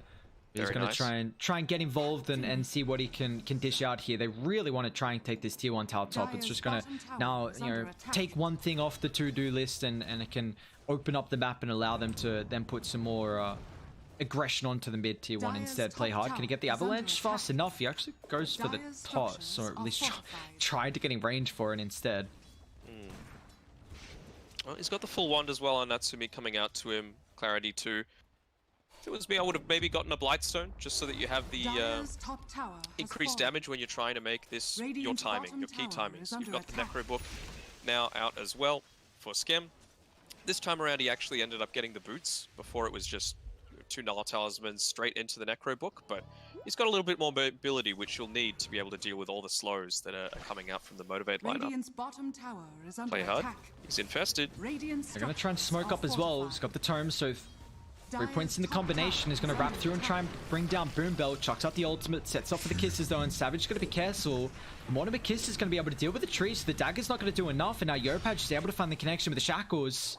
Savage will still be fine. Now off through the jungle, however, they find the Snapfire Q trying to deal with the backline, so cancels the kisses, but it might cost him his life though. This Magnetize will get the trade. Yes, it does, just in the nick of time. And now with the toss forward as well, Fearless. They still got this focus fire from Yopaj, and look at the amount of damage that they're dishing out. He can follow up with the wind run. And Fearless, I mean, he still has the Hex, but it's going to be a little bit too late now. It's really nicely done. That combo from the Tiny, just sending the Wind Ranger exactly where she wants to be. And Conker's actually going for an Orchid this game. Okay. And they should know that Savage is still here as well. You know, he tried to be able to get out, just having the TP scrolls delivered through to him. So getting a little bit lucky, the fact that he was able to stick down here. He's going to push this wave out and TP away, but still, good team fight for Neon. That's exactly what they need to do. Full 5-man commitment. Good time for the Infest Bomb to come through onto the Tiny. Still a little bit of way towards him getting his Blink Dagger though, so he'll be a tiny bit concerned about that. And it's as expected though, just going straight into this Desolator for Natsumi. Well, Radiant... Never mind, he's getting chased down here. He's got the rest of the Dire heroes around the triangle, but it looks like they're just not going to come over. He's getting shredded. This Viper does not have the net worth at the moment, and let's see if Radiant can test the triangle. I mean, they've got a nice ward in the backline. It doesn't see them farming it at the moment. You saw that even the Undying was trying to protect that stack, anticipating that Neon tried to place a ward there. He unfortunately missed it with the Sentry. Now it's going to allow Radiant just to continue on forward. They get the kill on top of the Undying. These 2 pickoffs are going to allow them to transition back and get the tier 1 tower. So Neon are playing this goddamn perfectly at the moment. They have died 10 times overall, but I really like the movements, and this is a difference we're seeing from them, really kind of starting to group up with their powerful heroes. Yeah, they've fixed a lot of the mistakes that they made when they previously tried to run this lineup. They're a lot more measured. Even earlier on in the game, there was a couple of times where they weren't fully committed, weren't fully gripped up. But this time around, it seems like they've got all their ducks in a row. The great thing about the Necro Book on the Dazzle as well, as he's looking to take another camp here, it doesn't look like they're in a position to actually contest any towers just yet, so I'm okay with this. But you love the fact that you can just get vision for those poison touches. It's got a huge cast range for such an impactful spell in the early game. And those Necro Books just mean that you don't have to walk up onto the high ground yourself, risk losing one, and ruining your strategy, which is just push, push, push. Necro Books do all the work. Yeah, and even when they get that Desolator, that push is even going to get more enabled as well. But unfortunately for Neon, that the play hard blink is going to be a little bit behind here. It's actually just tossing Natsumi forward once again. The slows just sets up for the globe. You see Q's trying to instantly deal with Zhao's Mortimer Kisses, but it's going to cost him his life as he misses the roll, and just Yopaj is going to clean up the back. You see the job of the Earth Spirit, but unfortunately it just doesn't matter, as they already really got what they wanted to come for with the Kisses. Now they're chasing for more as Boom Belt duking through the trees, but Neon, they've got this move, and a much better performance at the moment from Neon. And you're really fix the mistakes of what they had previously with the Dazzle lineup, and recognizing how strong they are at the moment, and they might be able to cut off Savage here. The dagger, it expires, so he won't have this extra mobility. Just gets up onto the high ground. But I mean, there's an MKB now already completed. Oh, is he going to get the right click onto him? He does. He refreshes the poison touch. This could be big, but Viper's there to back him up. Uh-oh. And that was all without Skem as well. Skem was not at that fight. He didn't even have a TP, by the way. Be in trouble. Gets the ultimate off. Dire. They're coming forward. Savage instantly with the haunt as well. Yopaj protected with the infest.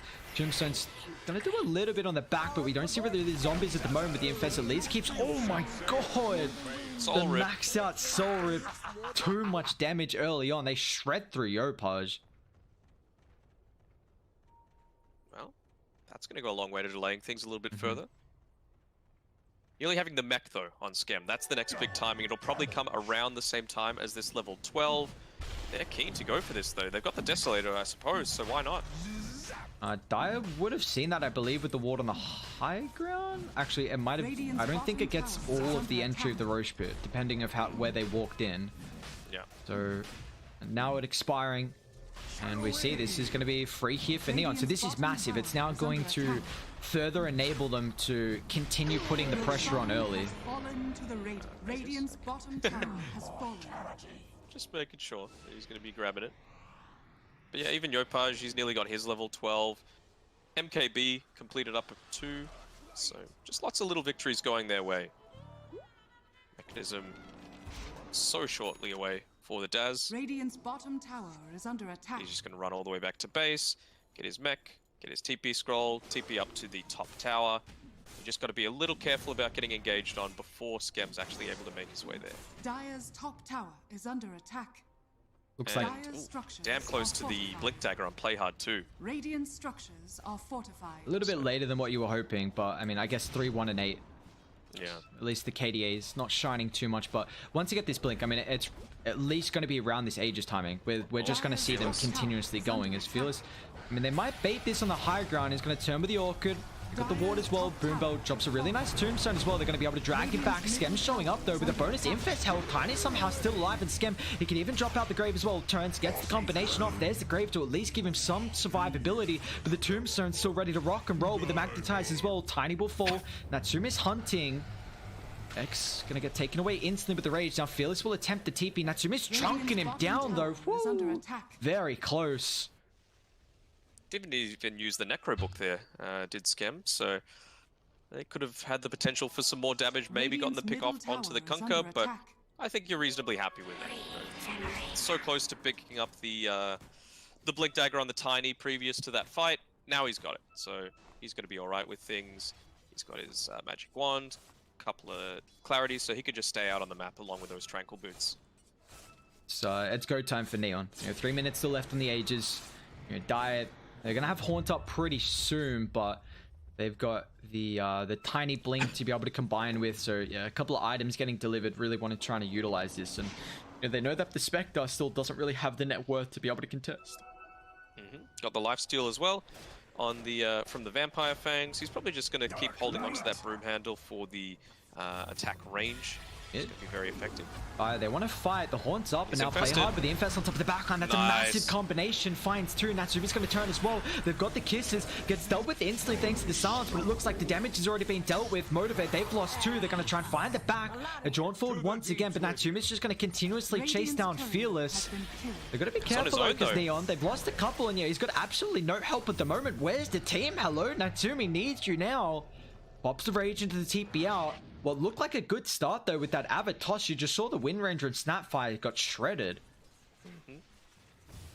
I think it was just because of a good target prioritization coming from Motivate. They put everything on Suspend. You're forced to use the Grave on yourself, which most times you never really want to do. You want to be this mid-range fighter, always refreshing your poison touch, in range for the mech, but just forced to get out of dodge, and they were able to clean things up with some of the squishier heroes. Not quite finishing that BKB just yet on the Wind Ranger, but he's got the Vampire Fangs now, so he should be able to stay in a little bit longer. Radiant. Going after the Haunt on cooldown. Fearless going to be able to get the Orchid, which does disrupt the tiny combination. They don't have a tier 2 for TP rotations, but they're still cutting the fight backwards in their favor here. Boombell's almost got the Tombstone up and available as well, but Fearless is just going to get chunked down. Natsumi is doing an immense amount of damage at the moment here.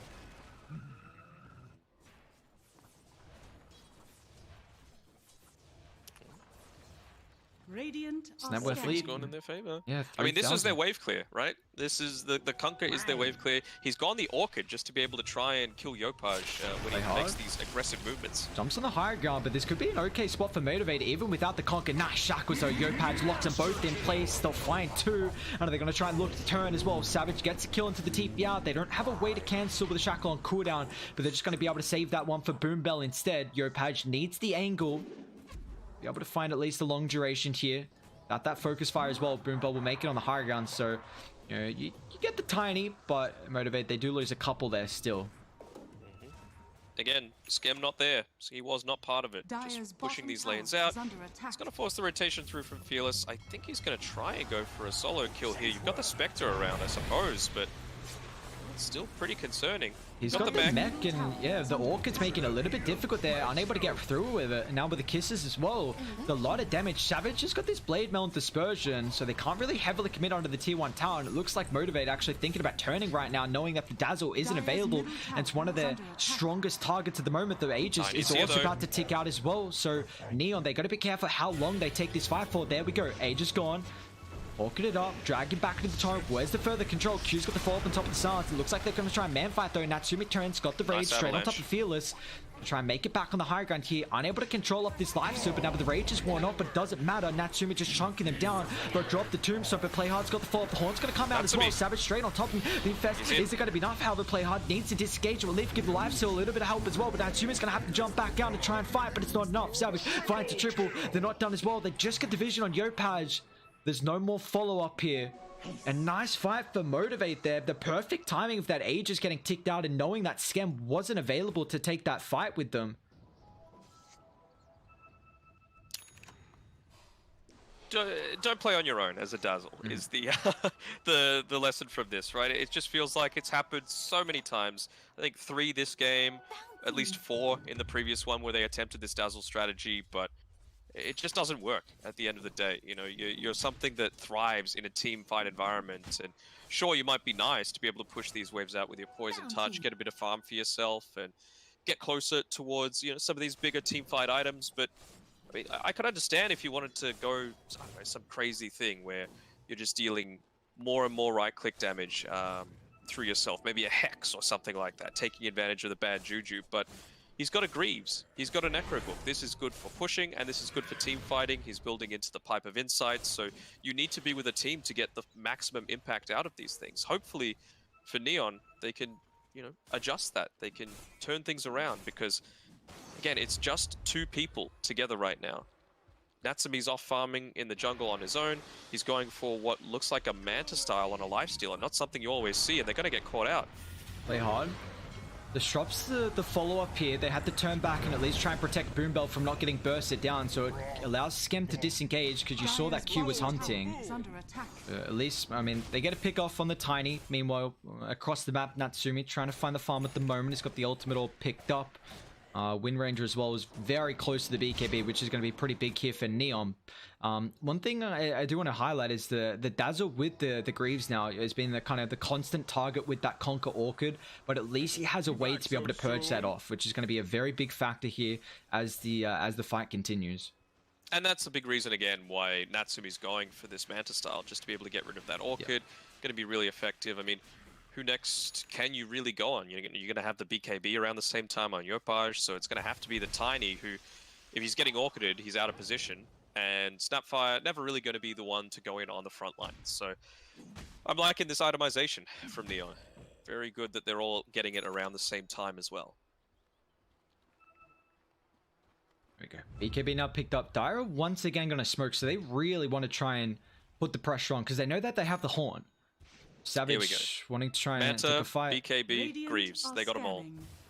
See what they're able to do. They still got the tier 1 mid. Play hard. Smoke's gonna pop. They got the higher ground vision at the moment. Play hard's actually gonna try and go mid and burst down Nevermind. But a Ghost Scepter really stops the damage coming through from Natsumi, so it's gonna have to try and turn the Tombstone. Dealt with instantly. Motivate. They've been able to reset the fight, but they need to kind of group up on their own high ground. Roll away gives them some space. Still have this Horn potential to group up, but Neon without the follow-up right now. Well, Fearless actually still sticks around. Might be punished, but he's got the Lincolns.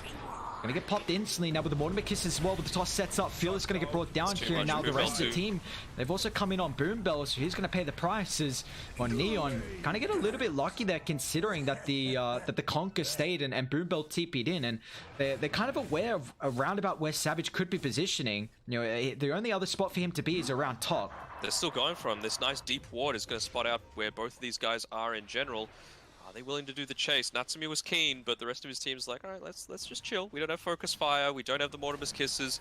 There's no real potential to quickly burst someone down in the time that we need to before some of these big rotations start to come through. Nice shackle from Yopaj. They're going to be able to finish the kill here. And Roshan is already up as well. So if Radiant, you know, they're going to be able to take the tier 2 tower, they can fall back and get that next objective as well. And you see Savage is trying to do what he can. He's getting very close to the Skadi. He's got the double ultimate orb at the moment. He's going to be able to sell a couple of items too to get closer and closer to it. But you know, Neon going to be able to take a further an objective here. And they're posturing about going up high ground. Why not? I guess they don't know that Roche is up. I believe play hard with the blink forward. I mean, Spectre hasn't showed up yet. Motivative constantly felt like they want to take a fight, but you know, Spectre doesn't have the mana for the Haunt, and it's really punishing them right now. He's got the Skadi finally on this Spectre. Going to be really effective against all of the healing that they've got on Neon's side, but might be a little bit too late here. Boom Bell is even going to get tossed back. Once again, can he get anything off? Drops the Tombstone. It's in a relatively decent spot, but you see the Snapfire is able to do with it instantly now with the roll 4, but it's not enough as the Infest turning. Natsumi wants to try and deal with the backline. Graves giving play hard a little bit of protection, but the Magnite should be enough. Savage actually goes back in. He's going to pay. No, jumping back and forth. Is he going to be able to keep his life? Savage, what can he play with? Not enough as he'll fall. He does not have buyback, but Q's Earth Spirit has done a lot of work with this magnetized Neon. They need to disengage, but do they have to sustain to go forward once again with the Grave? The short cooldown scam is going to be careful though. Zhao still falling incredibly low. This Earth Spirit is continuously punishing them through this fight. The Spirit Vessel magnetized doing a lot of work, but Neon, they've already taken a full set of racks here, and you know, they do lose 3 heroes, but the price, it's worth it in the end. Let's have a quick look at the damage. 6,000 damage done by that position for Earth Spirit. Crazy. Absolutely nuts. And that's with Kunkka dead for the entire time. Undying got off the Flesh Golem Tombstone, but like you mentioned, was immediately dealt with there. So yeah, imagine if that Earth Spirit didn't pop off, you know? They've realized the fact that Roche is up though. And Scam is going to join Natsumi, help to take it down. Dire are scanning. Scan does connect on Dire, so they're well aware of this. But, I mean, you don't have Horn. Yeah. So they've magnetized. No, it's going to be up in 10, so it might be a little bit too late considering. So Dire, they're still posturing. Fearless should be able to scout this one out with the Torrent as well, but Playhard's going to be able to find him. Fearless now is just going to overstep the mark. They get the Orchid, disrupts the combo. Mortimer Kisses follow up as well. Q's actually going to roll in. Roshan's about to wear off. Playhard's still getting melted. Natsumi's now finally got the Aegis.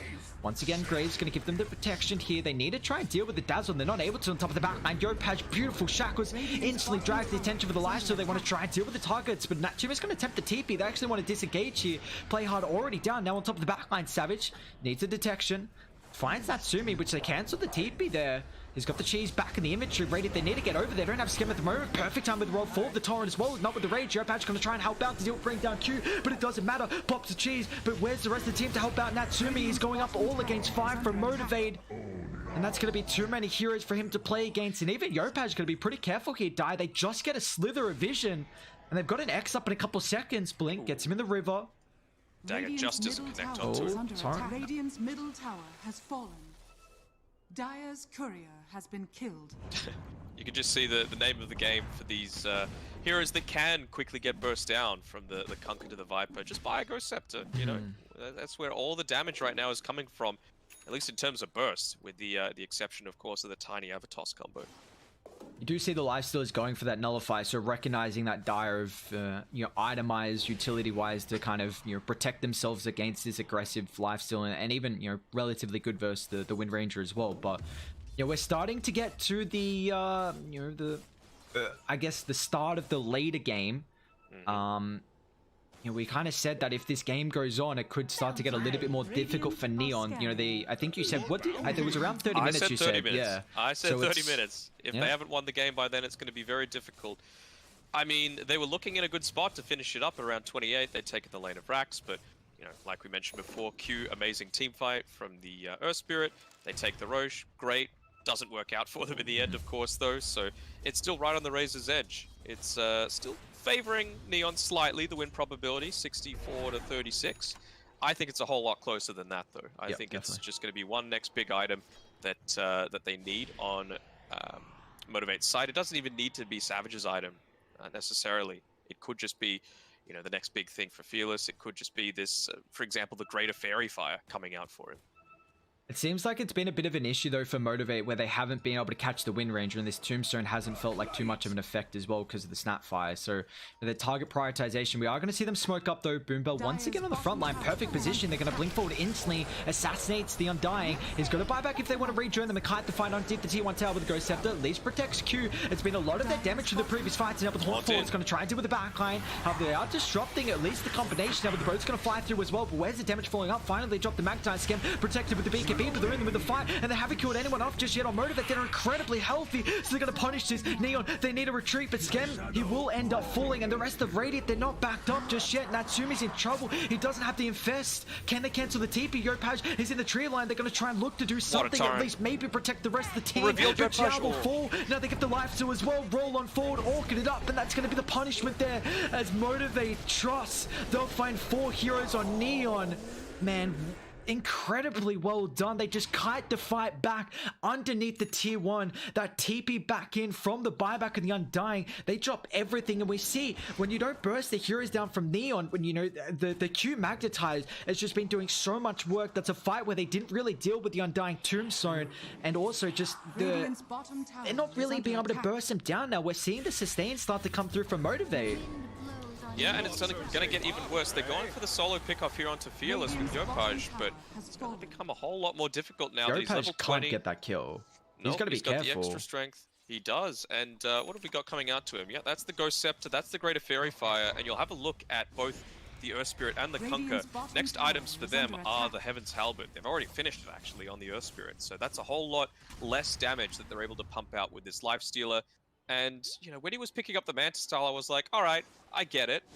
But if they were looking at ending the game by the 30-minute mark, I would have gone for something more like the BKB. You know, the Manta's good for being able to obviously dodge out the silence, to be able to prevent the disarms potentially from coming through, but that's it. You get it once in a team fight. Whereas BKB, you've got that full 10 seconds. It means you've got that 100% magic immunity uptime when you combine it together with the Rage. So a little concerning that it's not worked out for him super quickly. I suppose it's going to serve him in slightly better stead as this game ticks on, but you're against a Spectre, who has, by the way, just finished up his Monkey King bar. This actually is changing things up. He's going into the Sheepstick instead on the Kunkka, instead of the Halberd. I'm not minding it too much. You've got the disarm on Q already. Skems away from the team. Fearless gonna frontline here. Gonna try and instantly disengage, roll forward off the mark. Yopaj TP in as well. How deep they want to dive play. How's gonna counter initiation. They instantly assassinate the Undying. Now they're gonna try and turn as well to deal with the rest. Natsumi pops the Rage. Is gonna be careful though if they want to follow up, knowing that the Rage is on cooldown. Natsumi, he might just get kited here. Where's the extra control coming out? They drop the Mortar Kisses, but Savage, he doesn't give a damn right now. Blade Mail, Dispersion, protecting himself against a lot of damage. The Avatos combination, Leech is gonna zone them back. Meanwhile, on top of the sideline, Q, he's getting solo killed by Yopaj. Nice blink forward's gonna be able to disrupt that, but Skem's still stuck in the high ground. This Grave is not going to do enough. Savage controls him, brings him down. We still see Yopaj go to work. He might actually die out to the Spirit Vessel here, and he will one more tick. Oh, Q. Can you give an MVP before the game's done? I feel like you might be able to, because he has had such an incredible performance so far. Not even just in the damage front on that one. That time it was the disarms coming through as well, being really effective. And I really like Skem as a player, but there's been a few misplays coming through from him. That time around, in the previous team fight, the one down at bot, he TPs away when he has Shallow Grave off cooldown, so that's a potential time for him to stay alive. This time, he has his Shallow Grave on himself and he's just standing on top of the cliff hoping to get forced down by someone when he can just TP back to base. It's a little odd to me for someone of his quality that he's making such simple mistakes on a hero that he's very confident at.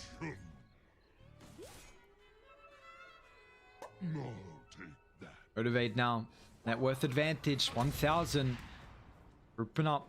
Seeing what they can do. I mean, they've been able to take some... Oh, might lose a Korra as well. The point booster. Oh, not enough damage for Nevermind. Oh, he might still fight. Oh, has been killed. They're going for the re-engage here. Infest inside Tiny. Oh, we're stuck in the trees. Oh no. He can get cooked. Yeah, that's fine. But I mean, that was, how close is he to? Yeah, so I mean, he had 2,200 gold as well, so he would have been very close to the Aghanims. Now he's not going to have that point booster for an extra 3 minutes here. Unfortunately, the Ag is going to be a little bit later, and now we've finally seen Motivate, you know, increased in the lead, and Spectre's just continuing to find farm, and this is... He'll be 25 with this creep wave as well. Down bot though, could be in trouble. Yopaj setting up, but look at the dispersion go to work. He's unable to get the blade mail out. Just wait a second here. They lose the gem. Just look at the friggin' Wind Ranger though, like brought down to about a 3rd HP with Spectre doing nothing but pressing blade mail. Ridiculous. 3.5k damage. They still want to try and take this. He's got a buyback. Billy's going to move forward underneath the Radiant Observe ward, so they didn't get baited up the high gun, but they still could be in trouble here if they want to force the fight.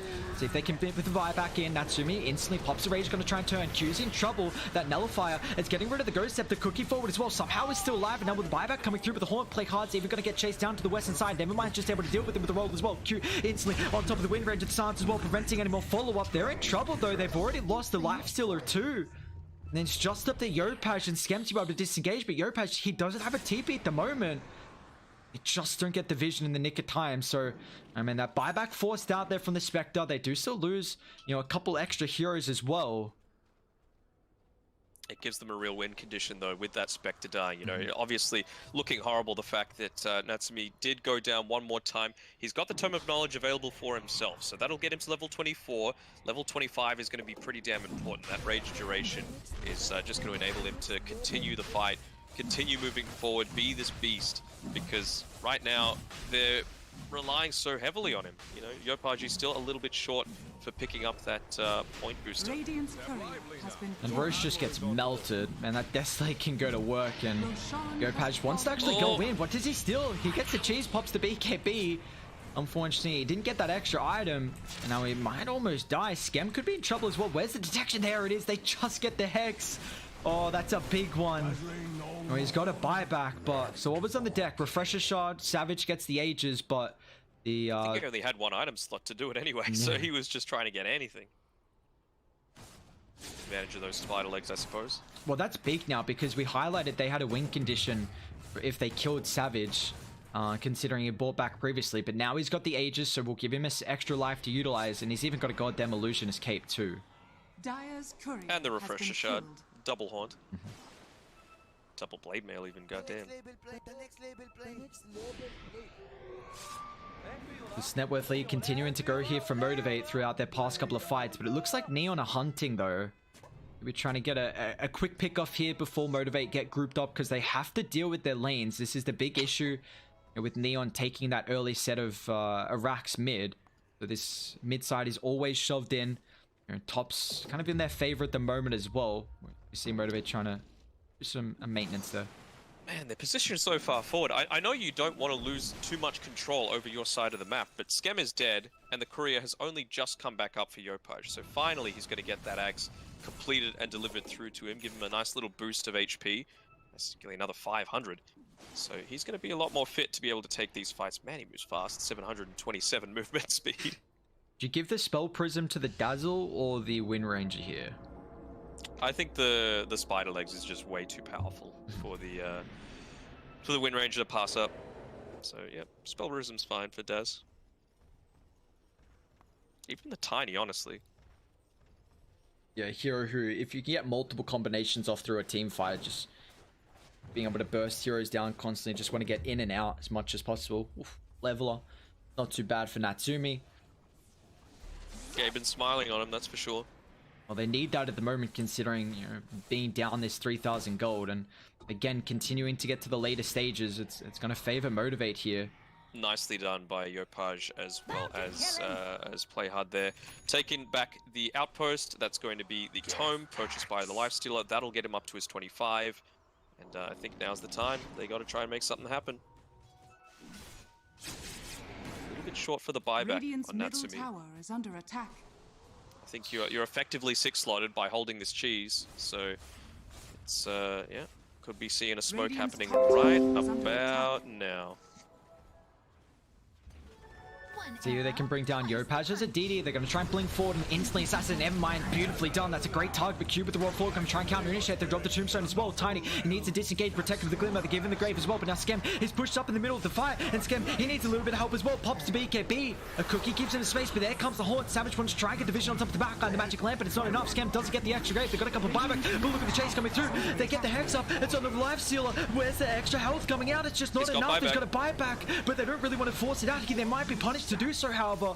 Motivate very deep inside the base. Can they disengage, however? Like, they might be successful. Yopaj wants to punish. They haven't forced them to buy back just yet on the life stealer. Savage still has that extra life as well.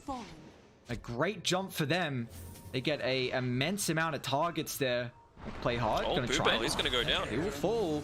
They drag back Savage. Lifesteal is not going to buy back. They really want to force it out. Can Die retreat with the Lifesteal buyback, or do they want to fight? Roll forward, gets a connection. Cookie, a little bit of space for the Tiny, protects him with that Glimmer Cape as well. But Natsumi's got to be careful. You got to keep in mind, he just walked back. Now they can turn. They have the Hex coming up. An extra couple seconds. Yopaj, however, it's zoning back. Fearless pops the Ghost Scepter. Is going to give him a little bit of protection. Now kiting out the fight as well. Savage straight on top of Skem. He's going to try and deal with the Dazzle. He just brought back as well. Cookie, he's got the Grave available. Savage just no more extra control. Where's the help coming through at the moment? Skem is protected. Savage still trying to chase his ball. Force up into that TPR. He's going to be fine there with the roll forward once again. Zhao on top. Q trying to close the distance here. Savage, another toss away. Meanwhile, up the northern side. Wind Ranger, he gets the Hex the last second. Boombolt, does he have the damage? It might be enough. No, the Soul Rip's not. And now Savage, he's getting controlled as well. Still has his extra life to be able to utilize. Natsumi chasing down Q. There's the Nullifier coming into play, tossing the Spectre away from Play Hard, giving him at least a little bit of space. But Motivate, they're starting to group up here as well in case they continued forcing them out.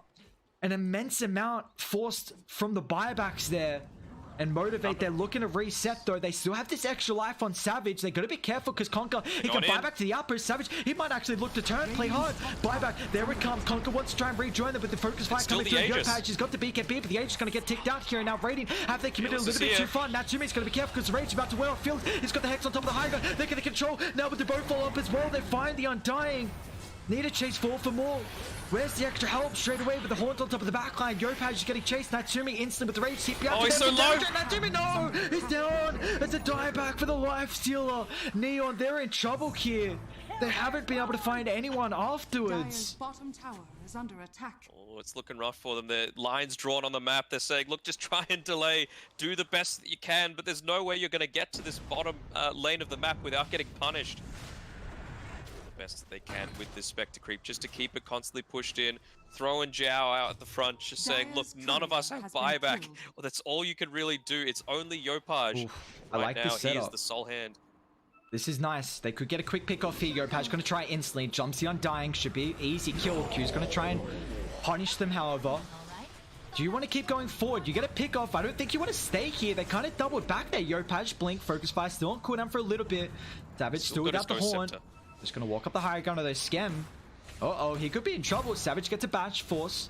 Protected once again, but he's deep inside the base. Trying to zone him away. It's just delaying. This is fine. You know, Neon are doing exactly what they need to do. Mortimer Kiss is getting chucked out. I mean, Yopaj with the BKB, though, is still this dispersion going to work. They're delaying it as much as they can. X gonna drag them back. Do they get connection to the boat? They won't be able to.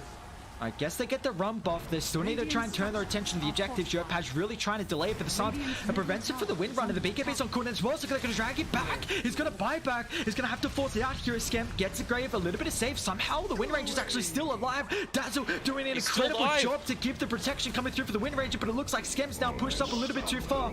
Magic Lamp is not enough. Dazzle doesn't have a buyback. At least you keep the Wind Ranger alive, but isn't enough. They're delaying this for as long as possible. Now Play on top of the backline, finds a Conquer. That's an incredible target. Yopaj back in once again. They're able to assassinate top of the backline here. They're doing it such a good job from Neon to be able to delay this for as long as possible, and they've held the higher ground. They're going to find 4 heroes from Motivate just back in and out. You see Motivate, they're lacking the control, and they've been able to delay this for the Life Stealer to respawn. Such an incredible job from Neon.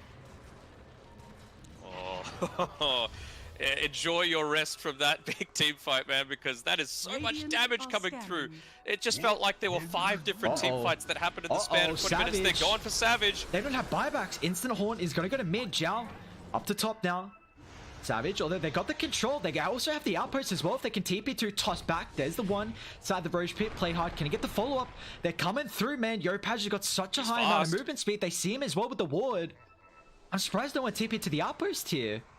Oh, it's pretty dangerous to try and do so. Anytime Yopaj has been nearby this Undying, it's just an instant Savage. death. He doesn't have a TP. He doesn't have a horn as well. Yopaj's going to be able to catch him out. Savage is probably just going to have to try and turn a man fight, but Play hard. He's got the follow-up control. He's got to be careful because look at the dispersion going to work. They just need to kite him. Where's the rest of the team? Snapfire's going to try and close the distance. Yopaj waiting for the focus fire to come back up. There's his back. Motorbikis on the back line. Yours going to say this. And now with the shackles as well. Just locking Savage in. No, he's going to end up dropping. Look, meanwhile, inside the base, Natsumi. The kill got him the buyback gold, though. Oh, that's massive. At least they can come back alive here, but he doesn't have Horn. Felix going to be back up in 30. Earth Spirit as well is going to be up pretty shortly as well. They need to link up with the Lifestealer here, who's just going to work on the racks. Man, what do you even buy here on the Dazzle? I feel like, do they go all in? No, I thought maybe he would consider buying like a Boots of Travel, just get straight into the base, assume that the Spectre doesn't have the buyback, and well, there they go. Yopaj is hunting. You see how much work he can deal with the Spell Prism, all the abilities. I mean, 0.2 second cooldown on the goddamn win run. Such a busted thing. 25% cooldown reduction. I have no idea what just happened in the past like 5 minutes. People die, people use buyback, level go up, and gold go up, gold go down, we get kills. Like the buybacks are almost back up. That's like literally we're fighting for like 7 minutes. Somehow the Dazzles got buyback in a minute 30. And I swear he just bought back like a minute ago. See Doto. So much aggression. Look at the ward. Yopaj, he's hunting. He wants to pick off, finds Q. Nice blink forward, gets the shackle connection. But Earth Spirit's relatively tanky at the moment. They even find Boombell as well. Gotta be careful how deep you want to dive on the Wind Ranger. Spectre, gonna be up in 30, but guess what? Roche is up as well. This is gonna be the 4th one. So Aghanim's Refresher Shard. Gonna be able to take this one pretty easily here. This is massive for them too. So who gets here? Well, I wouldn't have minded the reduced infest cooldown. Yeah, I was looking at that as well. I was thinking Dazzle, but I'm like, I mean, he's not going to do anything with that. Like, he's not right-clicking no one. No. It's a struggle to live right now for Scam. Yeah, exactly. Is, you know, getting some abilities off is going to be a little bit rough there. I mean, whew. All right, we got a little bit of breathing. Can relax a little bit, but 48 minutes in and Neon, they've got a 6,000 net worth lead. There is a Nullifier now picked up, so it's really going to get rid of the defensive factor as Play hard. He's hunting. He's got to be careful because Dire, they're going to observe a sentry combo, but he does scout them out and he needs the rest of the team to come forward. Play hard wants to jump. Having that level 25 as well is going to be important for Play hard, just for being able to lock someone down with those 3 tosses. Same thing with Scam, is level 25, the extra bad Juju armor reduction. We've seen how long these team fights are going for, and that'll start to stack up heavily if he's able to just continue living in these fights. There's also an Abyssal Blade now picked up as well for the Spectre, so yeah, getting a lot of items. So, Conkers is up in a minute. You've got the Snapfires up in a minute 30. Dazzle doesn't have enough. They're still hunting on Radiant. Trying to suffocate them in a portion of the map, but you see Dire controlling around their vision. Play hard. Uh-oh, could be in trouble. Gets the blink before any damage is dealt. They find Zhao too. They actually want to take the fight here, Radiant with the ward on the higher ground. There we go. Natsumi straight on top of Boombell is going to be able to bring him down instantly. Scam just in the nick of time, but Natsumi, he's taking way too much damage. He's got the Aegis still to be able to utilize as well. Scepter up, and look at the Ghost Fleet. Stunned down. Tiny going to try and utilize the Spider Legs, gets the cheese off as well, but it's not going to matter. Tiny stuck inside the Rift. Scam a little bit too late on the grave, and they'll move forward once again. Savage going to try and deal with the back. Needs the pressure out the Wind Ranger. There we go. They got the buybacks. Natsumi's going to turn for the second life. Scam's going to back him once again as well, but Scam's going to be careful. Savage going to try and bring it down. Think of the grave. He's just got no health. Going to try try and cut him out, back and forth, but get this on. Savage gonna try and get it work, but once again with the sauce, the rest of the team, look at the win rate, just too much damage from him at the moment. Yopaj, they're completely controlling up on top of the backline. Savage once again with the bishop blade, but it's just up to his lonesome self. Dire, they're forcing the buyback, but they don't have the outburst control. They need the TP to the T2 tower. Savage, he needs some help, and he needs it now. He's gonna try and turn, but there's nothing he's able to do. Yopaj, he's gonna be careful with the dispersion, the toss up, and yeah, he's down. He doesn't have a buyback. No, motivate. Can they do it with this? Well, can they hunt for more? However, Stuckies play hard. They get him. 4 down from Neon, and they just lose Spectre. It does cost them a lot of buybacks, but look at the base, the throne. Oh no! Oh, it's getting so low. Oh, what's happening? Run, Fearless, do your thing. This Win last coming, little... actually. Hang on. Oh, we could be in trouble. Yopaj wants to end it. Dire, they've got Glyph. The effigy is the only thing keeping him in the game. Just the catapult's not actually hitting it. You got to do something here. Yopaj gonna try the frog. Please nerf. He can go back if he wants. They know Glyph is down now. Let's see if they reset. What do they want to do? Now that this option is available, you can see the priorities. Like Fearless is like, let's not let him TP to anything. I was wondering when he was going to pick up these boots of travel, because even without the win run, he's just running at insane movement speed right now. He's going another wave. They see him. Fearless? You could just backdoor this. Yeah. You could backdoor. Well, might help him as well. There they go. They're inside the base. They need to do something. There's the backdoor. Let's see if the damage is going to be enough. The TP is instantly... Just kites him back. They could have got the kill on Fearless there if they wanted. I mean, it would have been difficult, but he was a lot... It's not that big of a difference, honestly. Like, the Haunt Illusion damage is nice. 5 all stats, pretty non-impactful, but it's always a scary prospect to be going up against this sort of thing. First and foremost, just to try and one-shot people. No blade mails right now on Neon, so can't be punished that hard. Again, Yopaj, they're infested up. Well, this might be enough because they're going to have the bonus damage from Natsumi as well. Instantly coming forward with the Abyssal Blade. They might actually get punished here. Natsumi, he's in trouble. They need some extra help. Yopaj can't do it by himself though. They need to get a top over the BKB. They're going to be able to do it. Yopaj, the heck. It's just my god. Oh, they got buybacks. They got buybacks. Look at the lines. Look at the... I mean, it's for 120. He doesn't have gold though. You really need refresher, it feels like. That's true. I don't even know what it's called. The Shadow Rift or whatever it is. Shadow Step? Shadow Step, yep. Alright, well... It's scary. Lanes are nowhere near the base. At least the Lifesteal is doing. Yeah, at least the Lifesteal and Wind Ranger have buyback as well. Up the high ground they go. Motivate. I don't think there's any point in defending this tier 3. You just need to bank on a 2 deep dive. You don't want to buy back. And Scam, he's in trouble. He's hexed. Here's the dive. Yopaj gonna buy back. They want to retreat instantly, or do they commit forward for more on top of the backline here? They're trying to chase. Savage is back towards the fountain. Gotta be careful, but they're on top of him with the toss inside the fountain as well. Savage is in an immense amount of trouble here. No buyback. He doesn't have buyback, and they continue to chase. Mortimer slows down Fearless. He's in trouble here. Motivate, they're still hanging around as well. I think you just need to try and reset this because Fearless is ultra dead. Now they find the rest of the target as well. Motivate, they did disengage. You need to somehow get out of here, but it's too late. Q, Boombell, they're going to try and do whatever they can, but it looks like it might not be enough. They even find the rest. No buybacks available, and this might just be it. As Neon, they forced them to dive too deep there, and they're going to punish them. I mean, Undying's got that 25 reincarnation, but it's not going to matter. It looks like Neon will finally crack them. No one's got buyback. That's all she wrote. Oh, my lord. What a game. What a game. Finally, I get my 2 kills a minute game. And I knew it was going to happen. This is going to be the one, if there was any. And very rare that you see a Dazzle lineup go to this stage of the game and still pull it out, especially against a Spectre. God damn. These little plays that they were able to pull off, and it wasn't even perfect execution either from either team. They finally called the GG, not even giving them the satisfaction of taking down the Ancient on their own. But GG's called 1-1. This series goes, and man, even across the board, all across the BTS Pro Series for the Southeast Asian region, this brings Neon to 3-5, I believe, level with Motivate as well. Man. Any team can beat another on its day. Yeah, we've seen a lot of, tied series here with the best of 2s, and I love that call from you though at the last fight. Yeah, you literally said, I mean, if Motivate dive, that's kind of the only way they really feel pressured. Like Neon don't want to contest that tier 3, and what do Motivate do? They literally dive. Savage gets tossed back in the well. That's the worst scenario that could come out from them. They did